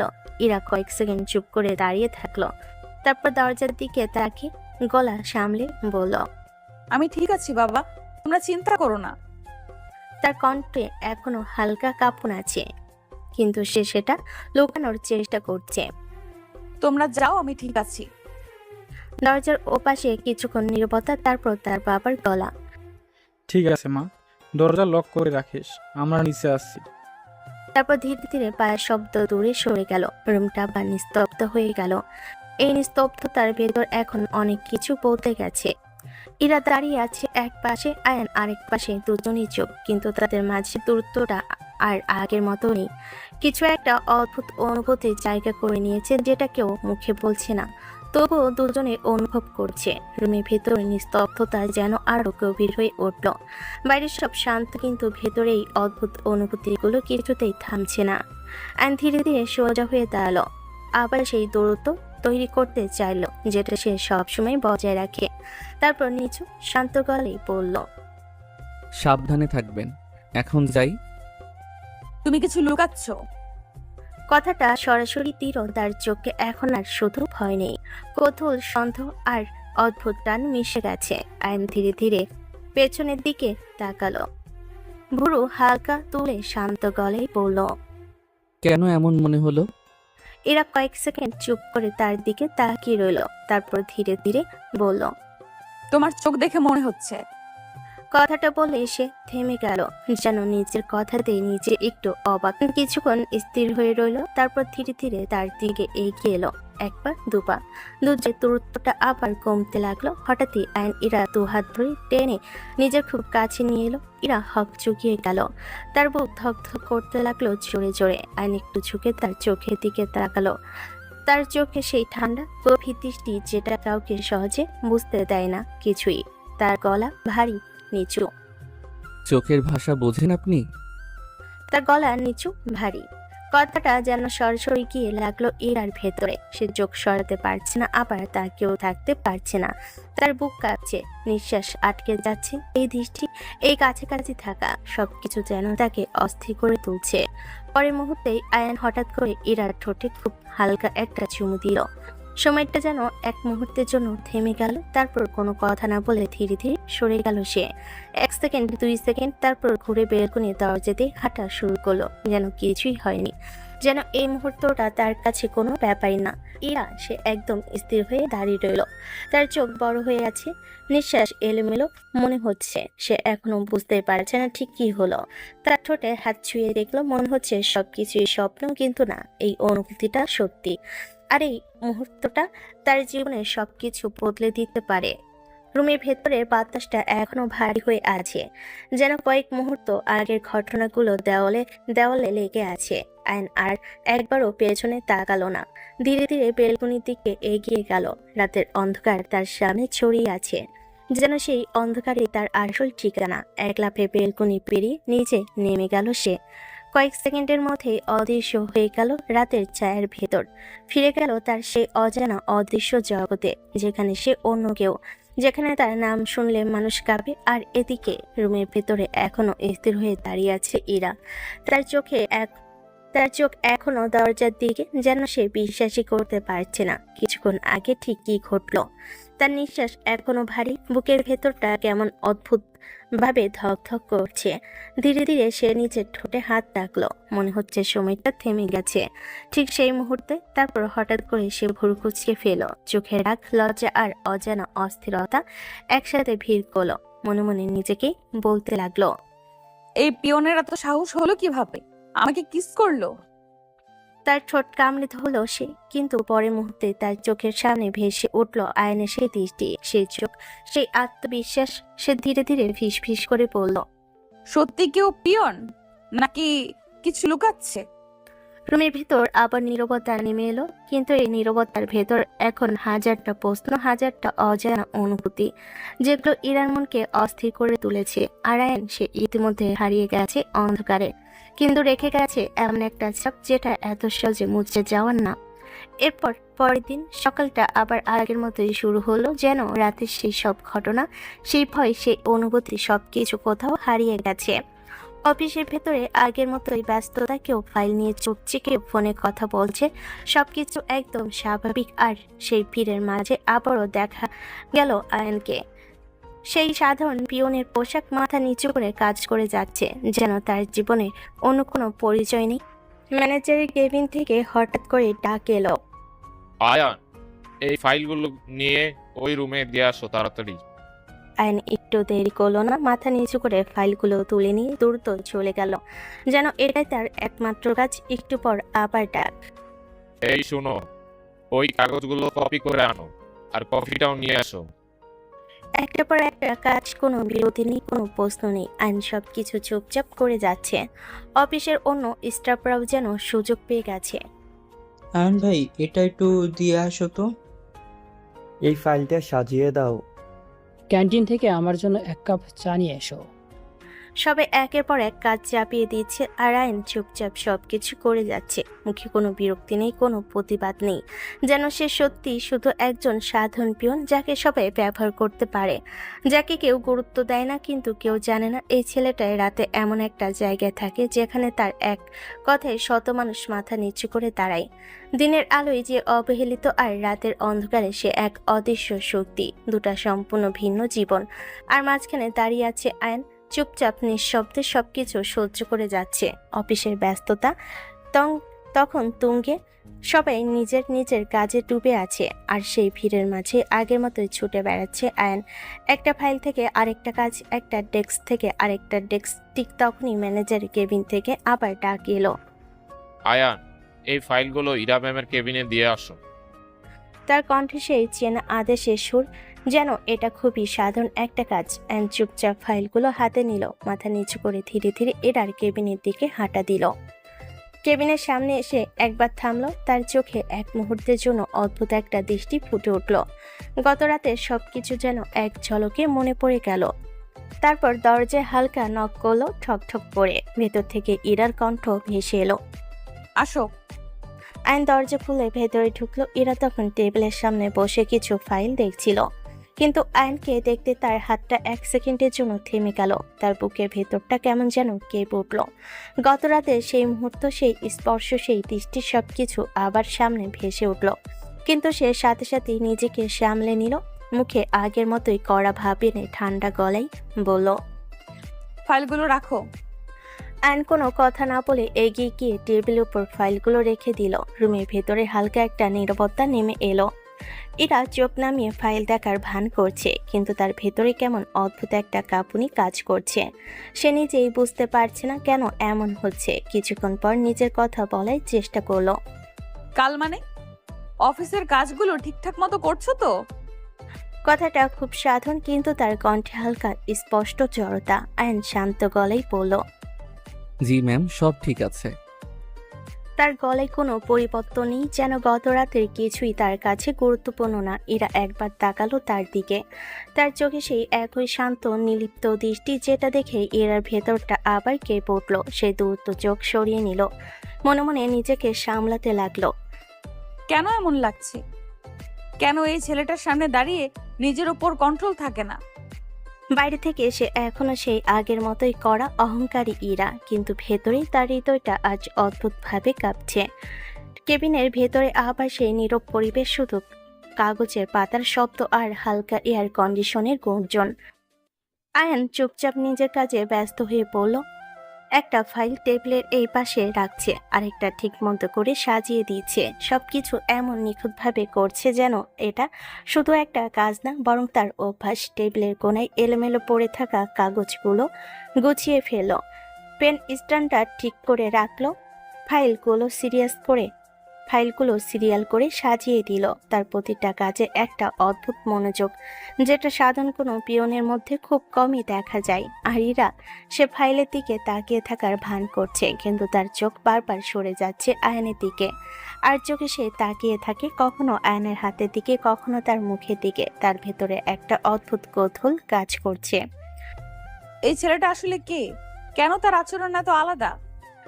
তার চোখে সেই দৃষ্টি, যেটা একটা সাধারণ মানুষের হতে পারে না। হঠাৎই আয়ন থেমে গেল।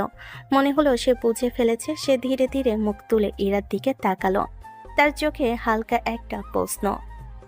কিছু বলবেন ম্যাডাম? কথাটা খুব শান্তভাবে বলা, কিন্তু যেন সরাসরি গিয়ে লাগলো ইরার ভেতরে। ইরা হঠাৎ করে চমকে উঠল। সে বুঝতে পারেনি যে এতক্ষণ সে তাকিয়েছিল। মুহূর্তের মধ্যে তার মুখে হালকা লজ্জার ছাপ ফুটে উঠল। সে চোখ নামিয়ে নিয়ে একটু জড়তা নিয়ে বলল, না কিছু না। একটু থেমে আবারও কড়া হওয়ার চেষ্টা করে বলল, কাজ করো। তার কণ্ঠে আগের মতো কঠোরতা আনতে চাইল। ভেতরে সেই অস্বস্তিটা পুরোপুরি লুকাতে পারল না। আর কিছু না বলে আবারও কাজে মন দিল, কিন্তু তার ঠোঁটের কোণে হালকা একটা অদ্ভুত হাসি ফুটে উঠল, যেটা কেউ খেয়াল না করলেও তার ভেতরে অনেক কিছুই প্রকাশ করে দেয়। আর ইরা সে এখন আর ফাইলের দিকে ঠিক মতো মন দিতে পারছে না, কারণ তার চোখ, তার মন বারবার ঘুরে ফিরে যাচ্ছে সেই একই মানুষের দিকে। কেবিনের ভেতরে পরিবেশটা যেন ধীরে ধীরে আরো ভারী হয়ে উঠছে। নীরবতার মাঝেও একটা অদৃশ্য টান অনুভব করা যাচ্ছে। আয়ন ফাইল গুছাতে গুছাতে হঠাৎ থেমে গেল। তারপর খুব স্বাভাবিক ভঙ্গিতে ইরার দিকে এগিয়ে এলো, এক পা দু পা। দুজনের মাঝে দূরত্বটা একেবারে কমে গেল। ইরা হঠাৎ করে চমকে উঠল, তার বুকটা ধক করে উঠল। সে বুঝতে পারেনি আয়ন এত কাছে চলে এসেছে। আয়ন হালকা ঝুঁকে তার দিকে তাকিয়ে নরম কিন্তু দুষ্টামি ভরা গলায় বলল, এবার তাকিয়ে দেখুন, বেশি ভালো দেখতে পাবেন। কথাটা যেন সরাসরি গিয়ে লাগলো ইরার ভিতরে। সে হক চুকিয়ে গিয়ে একটু পেছনে সরে যেতে চাইল, কিন্তু তার আগেই আয়ন তার হাত ধরে টেনে আবার কাছে নিয়ে এলো। ইরার নিঃশ্বাস আটকে গেল, তার চোখে স্পষ্ট অস্থিরতা। সেই পরিস্থিতির জন্য একদম প্রস্তুত না। আয়ন তার দিকে তাকিয়ে হালকা হাসলো, তার কণ্ঠটা এবার আরো নিচু, আরো গভীর। লজ্জা পেলে কিন্তু রাগী ম্যাডামকে আরো সুন্দর লাগে, তখন কিন্তু অনেক আদর করতে মন চায়। কথাগুলো শুনে ইরার গাল লাল হয়ে উঠল, কিন্তু পরের মুহূর্তেই তার রাগটা মাথায় চাড়া দিল। সে নিজেকে ছাড়িয়ে নিয়ে কড়া গলায় বলল, তোমার ভয় করছে না? সামান্য পিয়ন হয়ে আমার সাথে এমন আচরণ করছো? রুমের ভেতর আবারও উত্তেজনা ছড়িয়ে পড়ল, কিন্তু আয়ন সে একটুও বিচলিত হলো না, বরং ঠান্ডা নির্লিপ্ত দৃষ্টিতে তার দিকে তাকিয়ে রইল। তারপর খুব স্বাভাবিক গলায় বলল, না, ভয় করবে কেন? আমি তো খারাপ কিছু করছি না। রুমের ভেতরে বাতাসটা যেন ধীরে ধীরে আরো গরম হয়ে উঠছে। দুজনের মাঝে দূরত্বটা এতটাই কম যেন নিঃশ্বাসের শব্দ স্পষ্ট শোনা যাচ্ছে। ইরা নিজের অস্থিরতা লুকাতে গিয়ে হঠাৎ করে কড়া গলায় বলে উঠল, এত কাছে আসো কেন? তার চোখে রাগ, কিন্তু সেই রাগের আড়ালে একটা অজানা কম্পন লুকিয়ে আছে। আইন একটু সরে গেল না, বরং আগের মতোই স্থির হয়ে দাঁড়িয়ে রইল। তার ঠোঁটের কোণে হালকা একটা দুষ্ট হাসি ফুটে ওঠে। দূর থেকে দেখতে আপনার কষ্ট হচ্ছিল তাই? কথাটা খুব স্বাভাবিকভাবে বলল, যেন এটা খুবই সাধারণ একটা সত্যি। এরা যেন আরো অবাক হয়ে গেল, তার চোখ বড় হয়ে উঠল। কে বলেছে তোমাকে? আমি তোমাকে দেখছিলাম। তার কণ্ঠে প্রতিবাদ, কিন্তু কথার ভেতরে সেই জড়তা, সেই লজ্জা স্পষ্ট। আইন একটু ঝুঁকে তার চোখের দিকে তাকালো, তার দৃষ্টি গভীর, যেন সবকিছু পড়ে ফেলতে পারে। আমি বুঝতে পারি। এই ছোট্ট কথাটাই যেন ইরার ভিতরে গিয়ে লাগলো। সে এক মুহূর্তের জন্য চুপ হয়ে গেল, তারপর দ্রুত চোখ সরিয়ে নিয়ে বিরক্ত গলেই বলল, কাজ করো, যাও। কথাটা বলো তার কণ্ঠে আগের মতো জোর নেই। আইন ধীরে ধীরে সোজা হয়ে দাঁড়ালো, তারপর চুপচাপ ঘুরে আবার নিজের কাজে মন দিল। কিন্তু তার মুখে সেই হালকা হাসিটা এখনো রয়ে গেছে। আর ইরা, সে ফাইলের দিকে তাকিয়ে আছে ঠিকই, কিন্তু তার মন এখনো আটকে আছে কয়েক সেকেন্ড আগে সেই মুহূর্তে। এই ছেলেটা দিনে একটা সাধারণ পিয়ন, কিন্তু তার আচরণ, তার চোখ সবকিছুই বলে দেয় সে যতটা দেখায় তার চেয়েও অনেক বেশি কিছু। এরপর আয়ন ধীরে ধীরে কেবিন থেকে বের হয়ে গেল, মাথা নিচু, হাতে ফাইল, আবার সেই আগের মতোই সাধারণ একজন পিয়ন। বাইরের করিডোরে গিয়ে সে আবার কাজে লেগে গেল, কখনো এই ডেস্ক, কখনো ওই ডেস্ক। কেউ ডাকলেই ছুটে যাচ্ছে, ফাইল দিচ্ছে, কাগজ গুছিয়ে দিচ্ছে। কেউ তাকে আলাদা করে দেখছে না, কারো চোখে সে শুধু একজন কর্মচারী, যাকে দিয়ে সব কাজ করিয়ে নেওয়া যায়। এদিকে ইরা নিজের কেবিনে বসে আছে, তার সামনে ফাইল খোলা, কিন্তু তার চোখ সেখানে স্থির না। কিছুক্ষণ পর ধীরে ধীরে সে উঠে দাঁড়ালো, জানালার পাশে গিয়ে থামলো। কাছে বাইরে তাকাতে তার চোখ গিয়ে থামলো এক জায়গায়। আইন যে করিডোরে দাঁড়িয়ে কারোর জন্য ফাইলগুলো গুছিয়ে দিচ্ছে, মাঝে মাঝে কারোর কথা শুনে মাথা নাড়ছে। একদম সাধারণ, একদম নির্লিপ্ত। ইরা চুপ করে তাকিয়ে রইল, তার বুকের ভিতর কেমন যেন অদ্ভুত একটা অনুভূতি জাগতে লাগলো। সে নিজেও বুঝতে পারছে না এটা কি রাগ, নাকি কৌতূহল, নাকি অন্য কিছু। তার চোখ আটকে রইল আয়ানের উপর। সে ভাবতে লাগলো, এই ছেলেটাকে এমন অদ্ভুত লাগে কেন আমার কাছে? তার বুকটা হালকা করে কেঁপে উঠল। মনে হচ্ছে সে নিজের কাছে অচেনা হয়ে যাচ্ছে। কেন বারবার এই ছেলেটার দিকে তাকাতে ইচ্ছে করছে, কেন তার চোখ সরাতে পারছে না।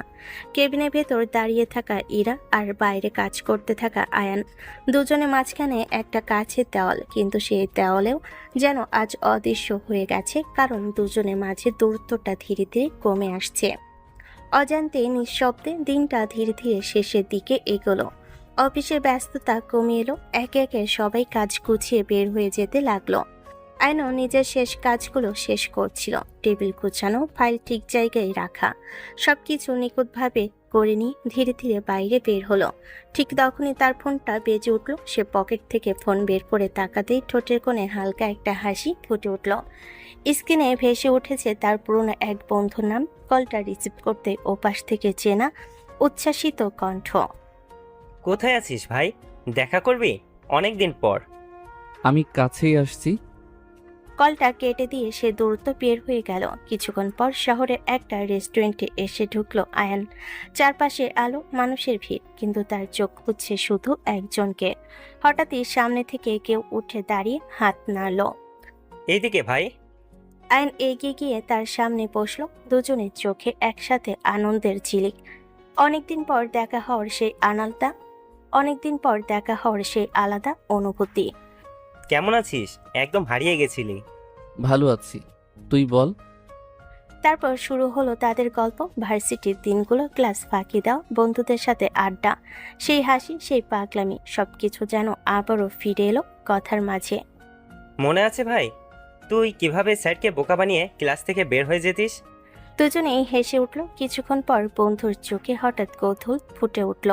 সে একটু সামনে ঝুঁকে নিচু গলায় বলল, একটা কথা বল, তুই এমন করে পিয়ন সেজে আছিস কেন? কথাটা শুনে আয়ন কয়েক সেকেন্ড চুপ করে রইল। তার চোখে এক মুহূর্তের জন্য সেই গভীর রহস্যময় দৃষ্টি ফিরে এলো। তার ঠোঁটের কোণে হালকা একটা হাসি ফুটিয়ে বলল, সিক্রেট। কথাটা খুব ছোট, কিন্তু তার ভেতরে লুকিয়ে আছে হাজারটা অজানা রহস্য। বন্ধু অবাক হয়ে তার দিকে তাকিয়ে রইল, আর আয়ন চুপচাপ বসে রইল তার দুইটা জীবনের মাঝখানে একটা হাসির আড়ালে। সবকিছু লুকিয়ে রেখে রেস্টুরেন্টের ভেতরে আলোটা নরম হয়ে এসেছে। চারপাশে মানুষের কোলাহল থাকলেও তাদের টেবিলের পরিবেশটা যেন আলাদা, পুরনো বন্ধুত্বের উষ্ণতায় ভরা। বন্ধু কিছুক্ষণ আয়নের দিকে তাকিয়ে থাকলো, তারপর হালকা হেসে মাথা নেড়ে বললেন, আচ্ছা ঠিক আছে, তোর সিক্রেট জানতে চায় না। একটু সামনে ঝুঁকে চোখ ছোট করে দুষ্টামি ভরা গলায় বলল, তা বিয়ে কবে করবি বল? কথাটা শুনে আয়ন এক সেকেন্ড চুপ করে রইল। তার ঠোঁটের কোণে হালকা একটা রহস্যময় হাসি ফুটে উঠল। খুব তাড়াতাড়ি। এই ছোট্ট উত্তরটাতেই যেন অনেক কিছু লুকিয়ে আছে। বন্ধু অবাক হয়ে চোখ বড় করে ফেলল। ওহ তাই নাকি? মেয়ে পছন্দ আছে নাকি? আয়ান গ্লাসটা হাতে নিয়ে ধীরে ধীরে চুমুক দিল। তার চোখে সেই চেনা রহস্যময় দৃষ্টি। তারপর ঠান্ডা গলায় বলল, এটাও সিক্রেট ভাই। বাহ, দেখি তো সবকিছুই সিক্রেট। আমার তো মনে হচ্ছে খুব তাড়াতাড়ি বিয়ের দাওয়াত পাবো। তার কণ্ঠে মজা, কিন্তু কোথাও যেন সত্যিও আছে। আয়ান কিছু বলল না, শুধু হালকা করে হাসলো। তার চোখের সামনে ভেসে উঠল একটা মুখ, একটা দৃষ্টি, একটা কাঁপা কাঁপা নিঃশ্বাস, কিন্তু সে কিছুই প্রকাশ করলো না। সবকিছু আগের মতোই লুকিয়ে রাখলো, কারণ তার জীবনটা সাধারণ না, আর তার ভালোবাসাও সহজ হওয়ার নয়। এভাবে দিনগুলো কেটে যেতে লাগলো একটা অদ্ভুত নিয়মে, একটা অদ্ভুত ছন্দে। দিনে সে আগের মতোই সেই সাধারণ একজন পিয়ন। অফিসের এক কোণ থেকে আরেক কোণে ছুটে বেড়ানো, সবাইয়ের কাজ করে দেওয়া, মাথা নিচু করে চুপচাপ থাকা। আর রাত নামলেই সে হারিয়ে যায় সেই অন্ধকার জগতে, যেখানে তার পরিচয়, তার ক্ষমতা, সবকিছু সম্পূর্ণ আলাদা। দুটা ভিন্ন জীবন, দুটা আলাদা মুখ, আর মাঝখানে দাঁড়িয়ে আছে আয়ান, যে নিজের সত্যটা কাউকে জানাতে চায় না। এদিকে ইরার জীবনও ধীরে ধীরে একটা পরিবর্তন আসতে শুরু করেছে। সে আগের মতোই কড়া, অহংকারী, সবাইকে দূরে রাখে, নিজের মতো চলে। কিন্তু একটা জায়গায় এসে সে নিজেই হার মানতে শুরু করেছে।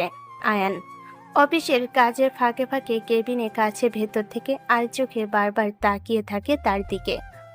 কখনো সে ফাইল গুছাচ্ছে, কখনো কারোর কথা শুনে মাথা নাড়ছে, কখনো আবার একদম চুপচাপ দাঁড়িয়ে আছে। এই সাধারণ মানুষটার ভেতরে কি যেন আছে, যেটা ইরাকে বারবার টেনে নিয়ে যাচ্ছে। তার নিজের মনটাই এখন আর তার কথা শুনছে না। কেন সে তাকে খুঁজে বেড়ায়, কেন তার চোখ সরাতে পারে না, এই প্রশ্নগুলোর উত্তর সে নিজেও জানে না। আর আয়ান, সে সব কিছুই বুঝে। ইরার সেই লুকানো দৃষ্টি, তার অজান্তে বলতে যাওয়া আচরণ, সবকিছুই তার চোখ এড়ায় না, কিন্তু তবু সে কিছুই বলে না, শুধু চুপচাপ সবকিছু দেখে যায়। যেন সে অপেক্ষা করছে কোনো এক নির্দিষ্ট সময়ের জন্য। এভাবেই একটা দিন, 2টা দিন ধীরে ধীরে কেটে গেল 2 মাস। এই 2 মাসে অনেক কিছু বদলে গেছে, কিন্তু কেউ মুখে কিছু বলেনি। অবশেষে ইরা একটা সিদ্ধান্ত নিল, সে আর নিজের এই অনুভূতিগুলো লুকিয়ে রাখতে পারছে না। সে ঠিক করলো আজই সে আয়ানকে সব বলে দেবে। তার বুকের ভিতর সারাক্ষণ একটা নাম ঘুরে বেড়ায়, আয়ান। তার চোখে, তার মনে শুধু সেই এক মানুষ। আর আজ সে নিজের মনে সব কথা বলবে, যা কিছুই হোক। 2 মাসে জমে থাকা অনুভূতি আজ যেন আর থেমে থাকতে চাইল না। ইরার বুকের ভেতরটা সকাল থেকেই অদ্ভুতভাবে কাঁপছে। আজ সে বলবে, যাই হোক না কেন। অফিসে ঢুকে সে একবার চারপাশে তাকালো, তারপর ধীরে ধীরে ইন্টারকম তুলে একটা নাম বলল, আয়নকে তার কেবিনে পাঠাতে। কিছুক্ষণ পর দরজায় হালকা নক পড়ল। ঠক ঠক শব্দে ইরার বুকটা ধক করে উঠল। আসো। দরজা খুলে ভেতরে ঢুকলো আয়ান, মাথা নিচু, আগের মতোই শান্ত ভঙ্গি। বলুন ম্যাডাম। কথাটা খুব স্বাভাবিক কিন্তু আজ ইরার কাছে এই স্বাভাবিক কথাই অসহনীয় লাগছে। সে কিছুক্ষণ চুপ করে দাঁড়িয়ে রইল, কিভাবে শুরু করবে বুঝতে পারছে না। তারপর ধীরে ধীরে বলল, তোমার সাথে একটা জরুরি কথা আছে। বলুন। একটা ছোট্ট শব্দ, কিন্তু সেটাই যেন ইরাকে সাহস দিল। সে গভীর নিঃশ্বাস নিল, তারপর সরাসরি বলে ফেলল, আমি তোমাকে পছন্দ করি। রুমটা এক মুহূর্তে নিস্তব্ধ হয়ে গেল। আয়ান কয়েক সেকেন্ড তার দিকে তাকিয়ে রইল, তারপর একদম স্বাভাবিক গলায় বলল, করতেই পারেন, সমস্যা নাই তো। কথাটা যেন একদম ঠান্ডা পানি ঢেলে দিল ইরার উপর। সে ভ্রু কুঁচকে সামনে এগিয়ে এলো। এটা নর্মাল পছন্দ না, আমি তোমাকে চাই নিজের করে। কথাটা বলার সাথে সাথে তার বুকটা ধকধক করতে লাগলো। আয়ান এবার সত্যি একটু থেমে গেল, তার চোখে হালকা বিস্ময় ফুটে উঠল। কি বলছেন এসব? তার কণ্ঠে অবাক ভাব, যেন সে এই কথাটা আশা করেনি। কিন্তু ইরা থামলো না, সে সামনে সে দৃঢ় গলায় বলল, ভেবো না তুমি পিয়ন, এতে আমার কোনো সমস্যা আছে। এতে আমার কোনো সমস্যা নেই। তার কণ্ঠে ছিল সত্যি, ছিল অনুভূতির গভীরতা। সে সত্যি তার সামনে দাঁড়িয়ে থাকা মানুষটাকে চাইছে, পরিচয় না, তার অবস্থান না, শুধু তাকে। আর আয়ান, সে চুপ করে দাঁড়িয়ে আছে, তার চোখে সেই গভীর অদ্ভুত দৃষ্টি, যেন তার ভেতরে কিছু একটা ভেঙে যাচ্ছে, আবার কিছু একটা তৈরি হচ্ছে। এই মুহূর্তটা তাদের সম্পর্কের মোড় ঘুরিয়ে দিতে পারে। রুমের ভেতরটা যেন হঠাৎ করে ভারী হয়ে উঠল। ইরার বলা কথাগুলো এখনো বাতাসে ভাসছে, প্রতিটা শব্দ, প্রতিটা অনুভূতি স্পষ্ট। আইন কিছুক্ষণ চুপ করে দাঁড়িয়ে রইল, তার চোখে সেই গভীর ভাবনা, যেন সে শুধু ইরার কথা না, তার থেকেও অনেক বড় কিছু নিয়ে চিন্তা করছে। তারপর ধীরে, খুব শান্ত গলায় বলল, আমাকে একটু সময় লাগবে ভাবার জন্য।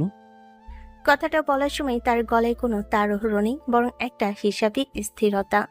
এরা কয়েক সেকেন্ড তার দিকে তাকিয়ে রইল, তার চোখে এক ঝলক অস্থিরতা দেখা গেল। সে খুব দ্রুত নিজেকে সামলে নিল, ঠোঁটের কোণে হালকা একটা চ্যালেঞ্জিং হাসি ফুটিয়ে বলল, যত খুশি ভেবে দেখো, কিন্তু উত্তর যেন হ্যাঁ হয়। তার কণ্ঠে আদেশ, যেন সে অভ্যস্ত যা চাই তা পাওয়ার।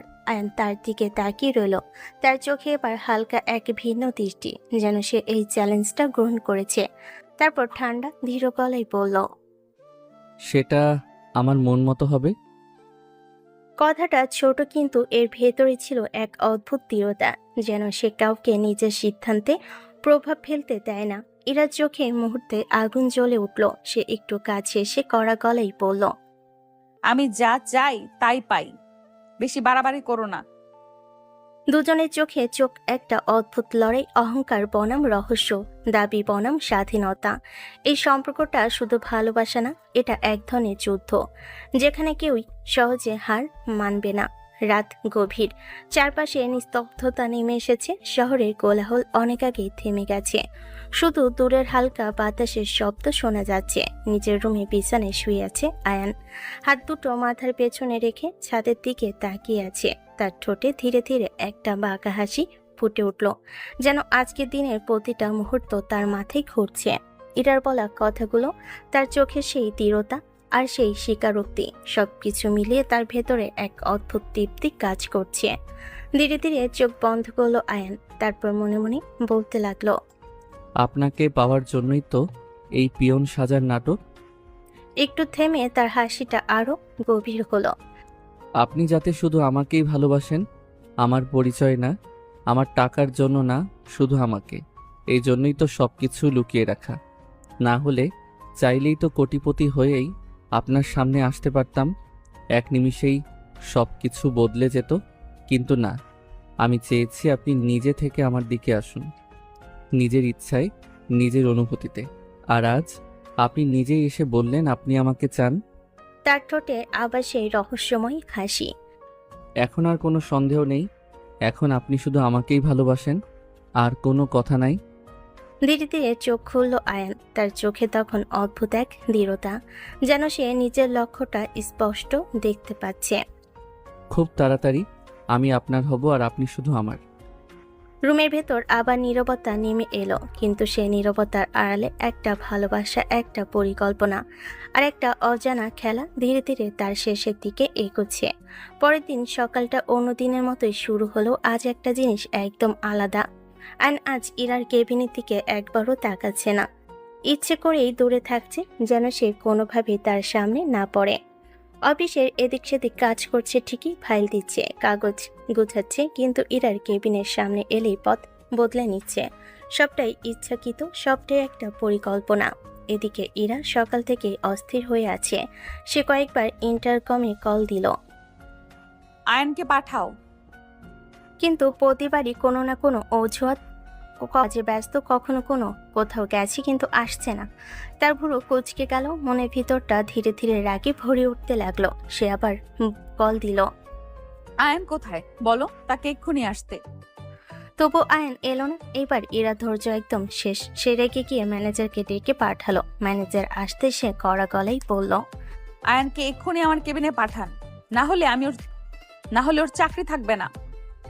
ম্যানেজার হতভম্ব হয়ে মাথা নেড়ে দ্রুত বের হয়ে গেল। কিছুক্ষণ পর সে আয়নের কাছে গিয়ে বলল, ইরা ম্যাম ডাকছে, এখনই যেতে বলেছে। আয়ন মাথা নিচু করে দাঁড়িয়ে রইল। তার ঠোঁটের কোণে হালকা এক অদৃশ্য হাসি। সে তো সারাদিন ধরে এই মুহূর্তটার জন্য অপেক্ষা করছিল। দূর থেকে সে দেখেছে ইরা কিভাবে বারবার তাকে খুঁজছে, কিভাবে অস্থির হয়ে উঠছে। সে জানতে চেয়েছিল তাকে না দেখে ইরা ঠিক কেমন থাকে, আর আজ সেই উত্তর পেয়ে গেছে। ধীরে ধীরে পা বাড়ালো সে। ইরার কেবিনের সামনে এসে থামলো, তারপর দরজায় নক করে ভেতরে ঢুকলো। ডাকছিলেন ম্যাডাম? তার গলা শান্ত, যেন কিছুই হয়নি। কিন্তু ইরা, সে আর এক সেকেন্ডও অপেক্ষা করলো না। দ্রুত উঠে গিয়ে দরজাটা ভেতর থেকে লক করে দিল। ঠক করে লকের শব্দটা রুমে প্রতিধ্বনিত হলো। তারপর ধীরে ধীরে ঘুরে দাঁড়ালো। তার চোখে আগুন, মুখে রাগ, আর ভেতরে জমে থাকা অস্থিরতা। সে ধীরে ধীরে আয়নের দিকে এগিয়ে আসতে লাগলো। এক পা, দু পা, দুজনের মাঝে দূরত্ব আবার কমতে লাগলো। আজ কোনো দূরত্ব নেই, আজ কথা হবে, সবকিছুর হিসাব হবে।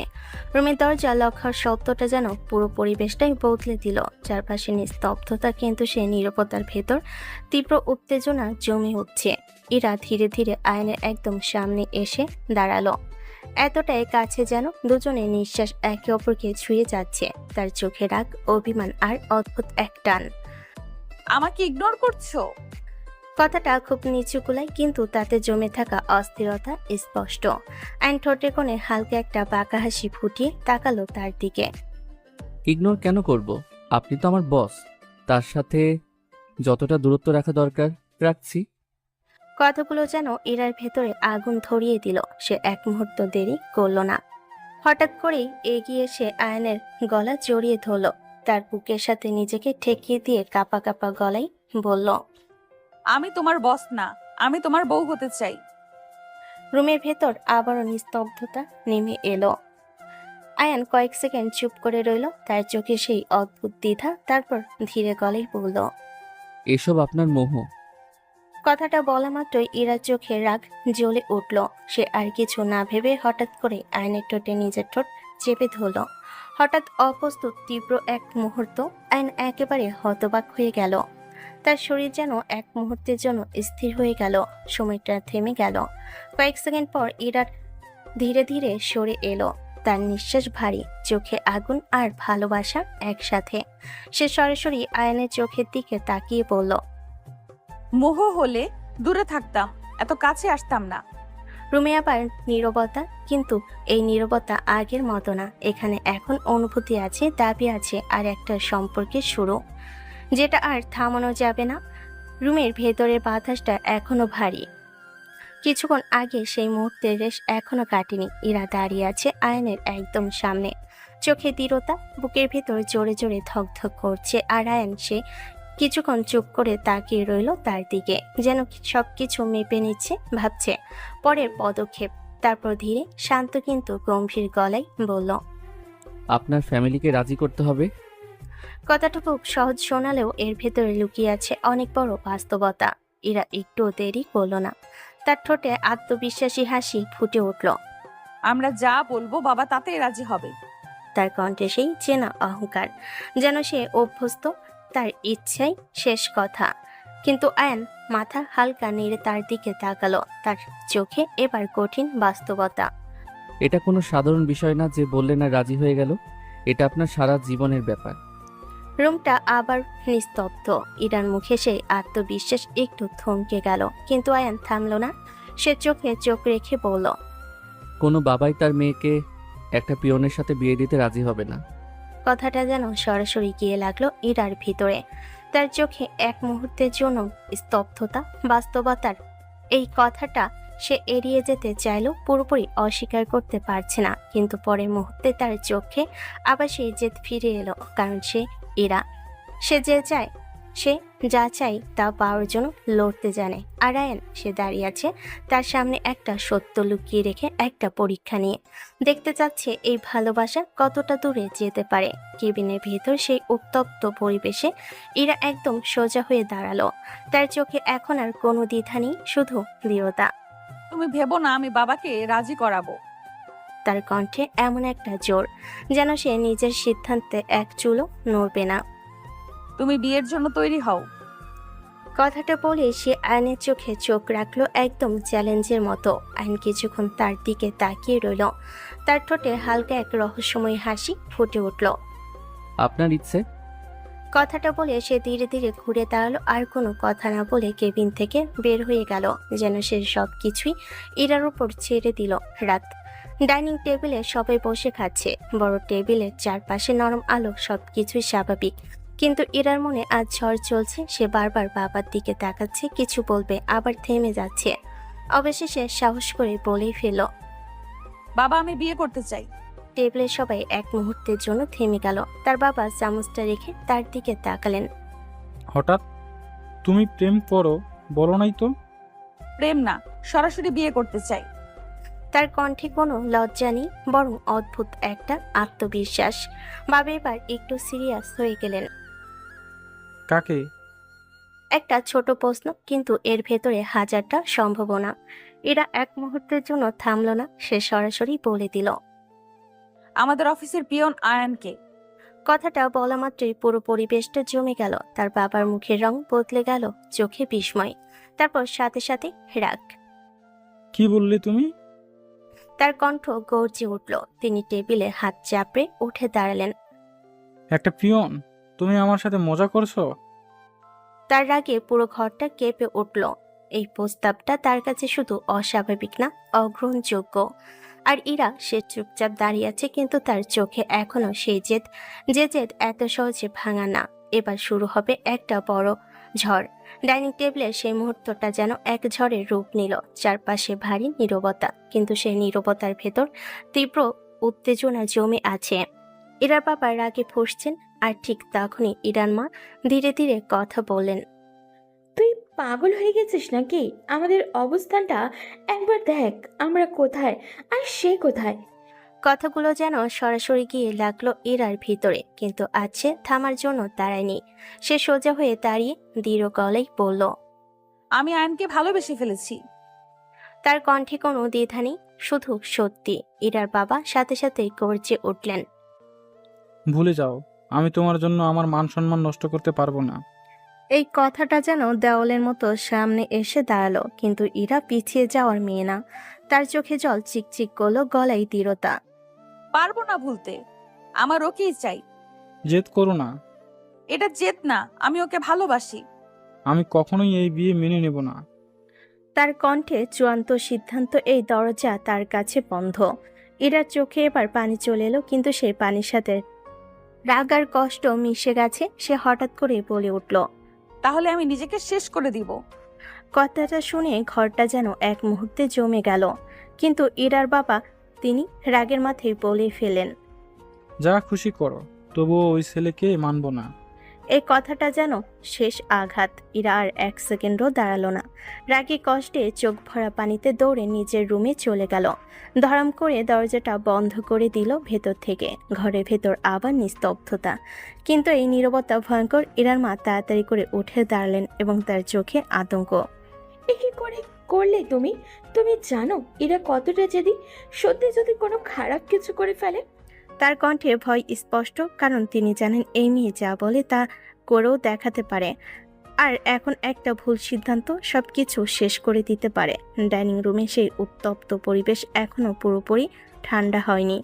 ইরার রুমে দরজা বন্ধ আর ভেতর থেকে কোনো শব্দ আসছে না। ইরার মা আতঙ্কিত চোখে দাঁড়িয়ে আছেন, তার বুকের ভেতরটা কাঁপছে। তিনি ধীরে ধীরে ইরার বাবার দিকে তাকিয়ে বললেন, আমাদের তো কিছুর অভাব নেই।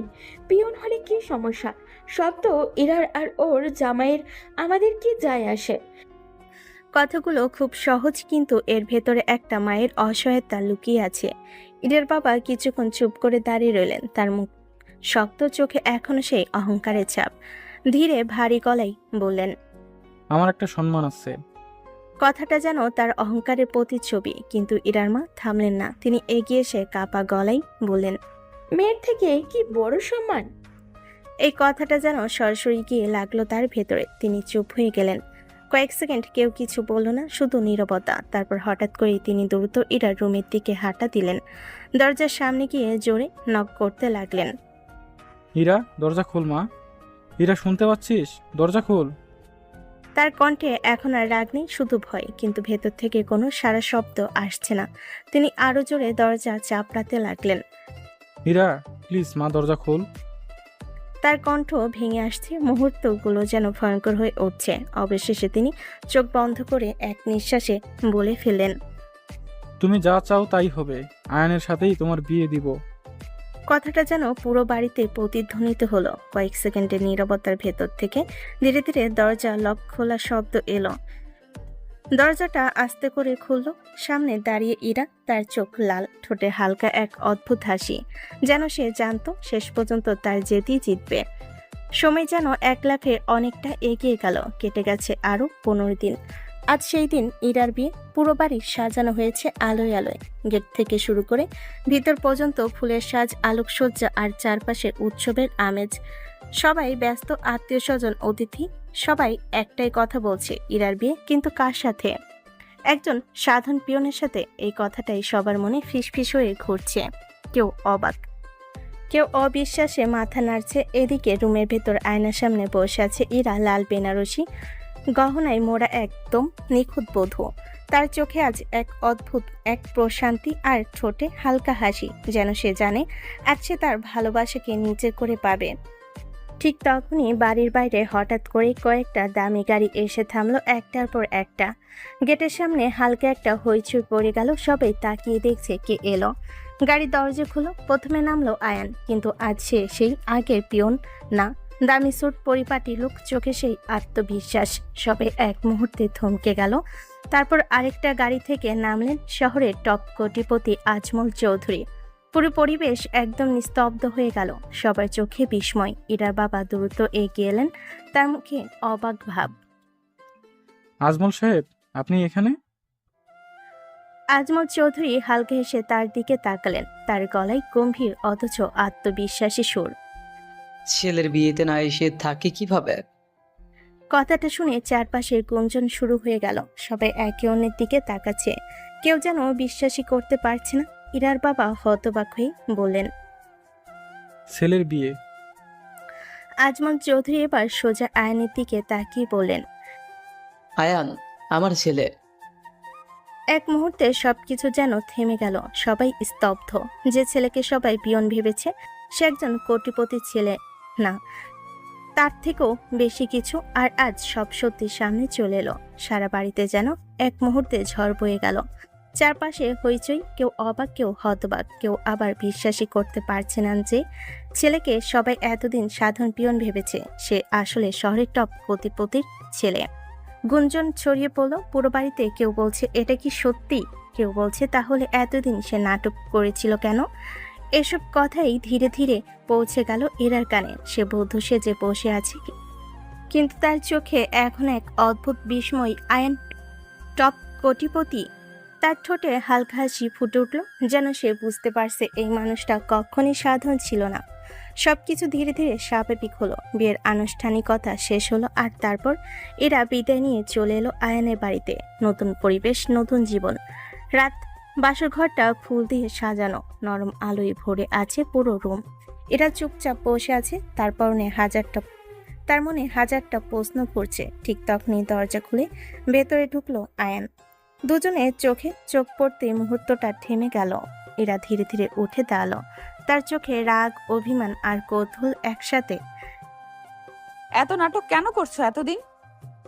তার কণ্ঠে অভিযোগ। আইন ধীরে ধীরে তার কাছে এগিয়ে এলো, একদম সামনে এসে থামলো। তারপর খুব শান্ত গলায় বলল, আপনাকে পাওয়ার জন্য। কথাটা এতটাই সরল, কিন্তু এর ভিতরে ছিল গভীর ভালোবাসা। সে ধীরে ধীরে ইরাকে নিজের কাছে টেনে নিল। ইরা কিছুক্ষণ চুপ করে রইল, তার বুকের ভেতরটা কেঁপে উঠল। সব রাগ যেন ধীরে ধীরে গলে যেতে লাগলো। তাদের মাঝের দূরত্বটা যেন একদম মিলিয়ে গেল। একটা নতুন সম্পর্ক, একটা নতুন শুরুর ভালোবাসা, অভিমান আর রহস্য মিশে দুজনের ঠোঁটে দুজন মত্ত হয়ে হারিয়ে গেল অন্য জগতে। মাঝরাত, ঘরের আলো নরম, চারপাশে নিস্তব্ধতা। ইরা গভীর ঘুমে শান্ত মুখে ঘুমিয়ে আছে, আর তার পাশে শুয়ে আছে আয়ান। হঠাৎ তার ফোনটা কাঁপতে শুরু করলো। সে ধীরে ফোনটা হাতে নিয়ে রিসিভ করলো। ওপাশ থেকে নিচু গলায়, বস, একটা অপারেশন আছে, আপনাকে লাগবে। আয়নের চোখের দৃষ্টি মুহূর্তেই বদলে গেল। শান্ত মানুষটা যেন আবার অন্য এক রূপ নিল। আয়ন নিচু গলায় বলল, সব তৈরি করো, আমি আসছি। কলটা কেটে দিয়ে সে ধীরে ধীরে ইরার দিকে তাকালো। কিছুক্ষণ চুপচাপ তাকিয়ে রইল, তারপর খুব যত্ন করে তাকে সরিয়ে দিল, যেন তার ঘুম না ভাঙে। ধীরে ধীরে উঠে দাঁড়ালো, দরজার দিকে হাঁটতে লাগলো। একটা দৃষ্টি, একটা গোপন জীবন, আরেকটা অন্ধকার জগৎ যেখানে সে রাজত্ব করে। কেউ কখনো জানেনি আর জানবেও না তার লুকানো জীবনের কথা।